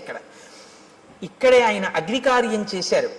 వాళ్ళు వెళ్ళిపోయి చాలా కాలమైంది. నువ్వు చిత్రకూట పర్వతం మీద ఉన్నప్పుడు వాళ్ళు దివ్య విమానాలు ఎక్కి వెళ్ళిపోయారు. రామ, ఇప్పటికీ వేదులు ఎలా ప్రకాశిస్తుంటాయో చూడు, దిశలన్నీ ప్రకాశిస్తాయి ఈ వేదుల వల్ల. వాళ్ళు చేసినటువంటి అగ్నికార్యం ఇప్పటికీ అంత తేజస్సుతో ఉంది. తేషాం తప ప్రభావేన పశ్యాద్యాపి రఘుత్వః ద్యోతయంతి దిశ సర్వాః శ్రియా వేద్యోతుల ప్రభా అశక్నువద్భిస్తైర్గంతుం ఉపవాస శ్రమాలసైః చింతితేభ్యగతాన్ పశ్య సహితాన్ సప్తసాగరాన్. చింతితేభ్యాగతాన్ పశ్య, ఎంత గొప్ప మాట అండి. ఆయనట అక్కడ కూర్చుని తపస్సు చేసి చేసి చేసి చేసి హోమం చేసి చేసి చేసి చేసి సాయంకాలం సంధ్యావందనం వేళవుతోంది, లేచి వెళ్ళాలి అనుకున్నారట. కానీ అశక్నువద్భిస్తైర్గంతుం, లేచి వెళ్ళడానికి ఓపిక లేదు, ఇంకా నీరసంగా ఉంది శరీరం. ఎలా అనుకుని సప్త సాగరములారా ఇలా రండి స్నానం చేస్తానన్నారట. 7 సముద్రాలు వచ్చి ఇక్కడ ప్రవహించాయి. నా గురువు గారు ఇందులో స్నానం చేశారు రామా, చూడండి ఆవిడ. అంటే ఈ జాతి యందు ఋషుల యొక్క శక్తి ఏమిటో చూస్తున్నారు మహర్షి రామచంద్రమూర్తి. అద్యాపి నామశుష్యంతి ప్రదేశే రఘునందన. మా గురువుగారు శిష్యులు ఇక్కడే నారచీరలు ఒంటి మీద బట్టతో స్నానం చేయాలి, చేసి ఆ బట్ట పిండి ఆరేశారు. వారి శరీరమునకు తగిలిన కారణం చేత ఆ చీరలు ఆరలేదు. అది వాళ్ళ తపశ్శక్తి. దేవకార్యాన్ని కుర్వద్భిః యానీమాని కృతాని వైః పుష్పైః కువలయై సార్థం మ్లానత్వం నోపయాంతి వై. వాళ్ళు చేతులతో ముట్టుకుని ఇక్కడ దేవతలకి పుష్పాలు సమర్పించారు. ఆ పువ్వులు ఇన్ని సంవత్సరములైన వాడవు, అలాగే ఉన్నాయి చూడు. ఇది మా గురువు గారి గొప్పతనం. కాబట్టి రామ, నేను నీ గురించి ఎదురు చూస్తున్నాను. నీకు ఆతిథ్యం ఇమ్మని మా గురువుగారు చెప్పారు, దర్శనం చేసుకుని ఆతిథ్యం ఇచ్చి రమ్మన్నారు, ఇటుగా రాముడు వస్తాడు ఆతిథ్యం ఇవ్వడానికి ఉండాలన్నారంటే రామచంద్రమూర్తి ఆగమనానికి ఎలా ఎదురు చూశారో చూడండి. నీకు నేను స్వాగతం నెరపాను కాబట్టి ఇక నేను ఊర్ధ్వలోకాలకి వెళ్ళిపోతాను. ఎంత తేలిగ్గా చెప్పేసిందో ఆవిడ వెళ్ళిపోతానని. అంటే రాముడు లక్ష్మణుడి వంక చూసి శరభంగాశ్రమంలో చూశారు ఈ శక్తి. ఒక ఆడది, తాపసి, సన్యాసి, ఆవిడ చెప్తోంది వెళ్ళిపోతానని. ఈ దేశంలో ఆడవాళ్ళు కూడా అంత తపశ్శక్తి సంపన్నులు. అనసూయని చూసాం, శబరిని చూస్తున్నాం. కాబట్టి ఇత్యుక్తా జటిలా వృద్ధ చీరకృష్ణాజినాంబర తస్మిన్ ముహూర్తే శబరి దేహం జీర్ణం జిహాసతి అనుజ్ఞాతాతు రామేణ హుత్వాత్మానం హుతాశనే జ్వలత్సావ సంకాశ స్వర్గమేవ జగామస దివ్యాభరణ సంయుక్త దివ్యమాల్యానులేపన దివ్యాంబరధరా తత్ర బభూవ ప్రియదర్శన విరాజయంతి తం దేశం విద్యుత్ సౌదామినీ యథా యత్ర తే స్మృతాత్మానో విహరంతి మహర్షయః తత్పుణ్యం శబరీ స్థానం జగామాత్మ సమాధిన. ఆవిడ కట్టుకున్నటువంటి నారచీర, ఆవిడ కట్టుకున్నటువంటి కృష్ణాజినాంబరం మొదలైనటువంటి వాటిని విడిచిపెట్టేసేసి ఆవిడ ఏవి కట్టుకుందో వాటితోటే అక్కడ అగ్నిహోత్రాన్ని రగల్చి అగ్నిహోత్రంలోకి ప్రవేశించింది. తన శరీరాన్ని కూడా అగ్నిహోత్రంలో వ్రేల్చింది. ఆ శరీరము అగ్నిహోత్రమునందు తప్తమైపోతూ ఉండగా మెరుపు తీగ ఎలా ఉంటుందో అటువంటి శరీరం కింద మారిపోయి దివ్యమైనటువంటి ఆభరణములు, దివ్యమైనటువంటి వస్త్రములు ధరించినదై ఈయన చూస్తుండగానే నమస్కారం చేస్తూ స్వర్గలోకానికి చేరిపోయి, ఇత పూర్వం ఆమె సేవించిన గురువులు ఎక్కడున్నారో, ఆ గురువుల శిష్యులు ఎక్కడున్నారో అక్కడికి ఈవిడ కూడా వెళ్ళిపోయింది. గురు సేవ ఎంత గొప్పదో నిరూపిస్తుంది శబరి వృత్తాంతం. గురువుగారిని సేవించినందుకు శబరి ఆ స్థితిని పొందింది రామాయణంలో. అందుకే రాముడికి అన్నిటికన్నా ఇష్టం గురుసేవ. కాబట్టి తత్పుణ్యం శబరీ స్థానం జగామాత్మ సమాధిన. ఆవిడ వెళ్ళిపోయిన తర్వాత రాముడు లక్ష్మణుడితో కలిసి సప్తానంచ సముద్రాణం యేషు తీర్థేషు లక్ష్మణ ఉపస్పృష్టంచ విధివత్ పితరశ్చాపి తర్పితాః ప్రణష్టం అశుభం తత్వత్ కళ్యాణం సముపస్థితం తేన తత్వేన హృష్టం మే మనో లక్ష్మణ సంప్రతి హృదయే నరవ్యాఘ్ర శుభం ఆవిర్భవిష్యతి. ఇది ఎందుకు మనం స్నానం చేయాలో తెలుసుకోవాలి. రాముడు వెంటనేట అక్కడ సప్తసాగరములను ఋషులు తీసుకొచ్చారు కదండి, అందులో స్నానం చేసి పితృతర్పణం చేశాట. చెయ్యగానే అన్నట్ట, మన దుర్దశ పోయింది లక్ష్మణ, ఇప్పుడు నా మనస్సు ఉల్లాసాన్ని పొందుతోంది, నాకు మంగళములు కనపడుతున్నాయి, నా మనస్సు ప్రసన్నమై ఏదో మంచి జరగబోతోంది అని తెలుస్తోంది. ఇంత గొప్ప తీర్థంలో స్నానం చేయడం వల్ల మన పాపం నశించింది అన్నాడు. మీరు చెప్తే ఆశ్చర్యపోతారు. ఒకనకొకప్పుడు ఒక ఆయన చాలా ఇబ్బందుల్లో ఉండేవాడు. ఆయన వెళ్ళి స్నానం చేసే స్థితిలో లేడు. ఎందుకంటే ఆయనకు అప్పటికి ఒక యాక్సిడెంట్ అయ్యి కట్టారు. ఆయన చాలా కష్టాల్లో ఉంటే ఒక మహాత్ముడు ఒక ఆయనతో కలిసి నేను వాళ్ళ ఇంటికి వెళ్ళడం జరిగింది. ఆయన నన్ను అడుగుతున్నాడు, ఏమండి నేను చాలా ఇబ్బందుల్లో ఉన్నాను. సాధారణంగా ఇలాంటి ప్రశ్నలు ఏదో ఈయన చెప్పగలను అనుకుంటా, రామాయణం చెప్తావని చెప్పగలనా, ఏదో పాపం వాళ్ళ సంతోషం అడుగుతూ ఉంటారు. ఏం చేయమంటారు అంటే నేను ఆలోచిస్తున్నాను, ఏం చేయమని చెప్దాం, యాక్సిడెంట్ అయింది, కాళ్ళు విరిగిపోయి కట్లు కట్టేశారు, ఏం చేయమని చెప్తే ఏం చేయగలడు అని ఆలోచిస్తుంటే నాతో వచ్చిన మహాత్ముడు పక్కుని నవ్వి అన్నారు, ఎందుకంటే దానికి అంత బాధపడతారు, ఇక మీకేమీ అవదు, పుష్కరం నుంచి సీసాతో నీళ్లు తెచ్చుకు చల్లుకోకండి, కారు చేయించుకుని మీ ఊళ్ళో పుష్కరాలు అవుతున్నాయిగా, గోదావరి పుష్కరాలు, ఒక్కసారి నదిపాయ మీకు దగ్గరగా ఎక్కడుందో అక్కడికి వెళ్ళి ఆ ఒడ్డున కూర్చుని ఇలా వంగండి, కింద కట్లు తడవకూడదు కానీ తల తడవచ్చుగా, గోదావరిలో నీళ్లు తీసుకొచ్చి సంకల్పంతో మీ తల మించి కంఠం తడిచే వరకు పోసుకోండి, తడిబట్టతో ఒళ్ళు తుడుచుకుని ఇంటికి రండి, మీ దరిద్రం అక్కడతో పోతుందన్నాడు. మీరు నమ్ముతారా? నేను యథార్థం చెప్తున్నా, రామాయణం చెప్తూ. ఆయన నిజంగా వెళ్ళి ఆ పుష్కర స్నానం చేశాడు, అంతే. ఇవాళ ఆయన ఎంత సంతోషంగా ఉన్నాడో, ఇక మళ్ళీ ఆయన ఏమీ పట్టుకోలేదు.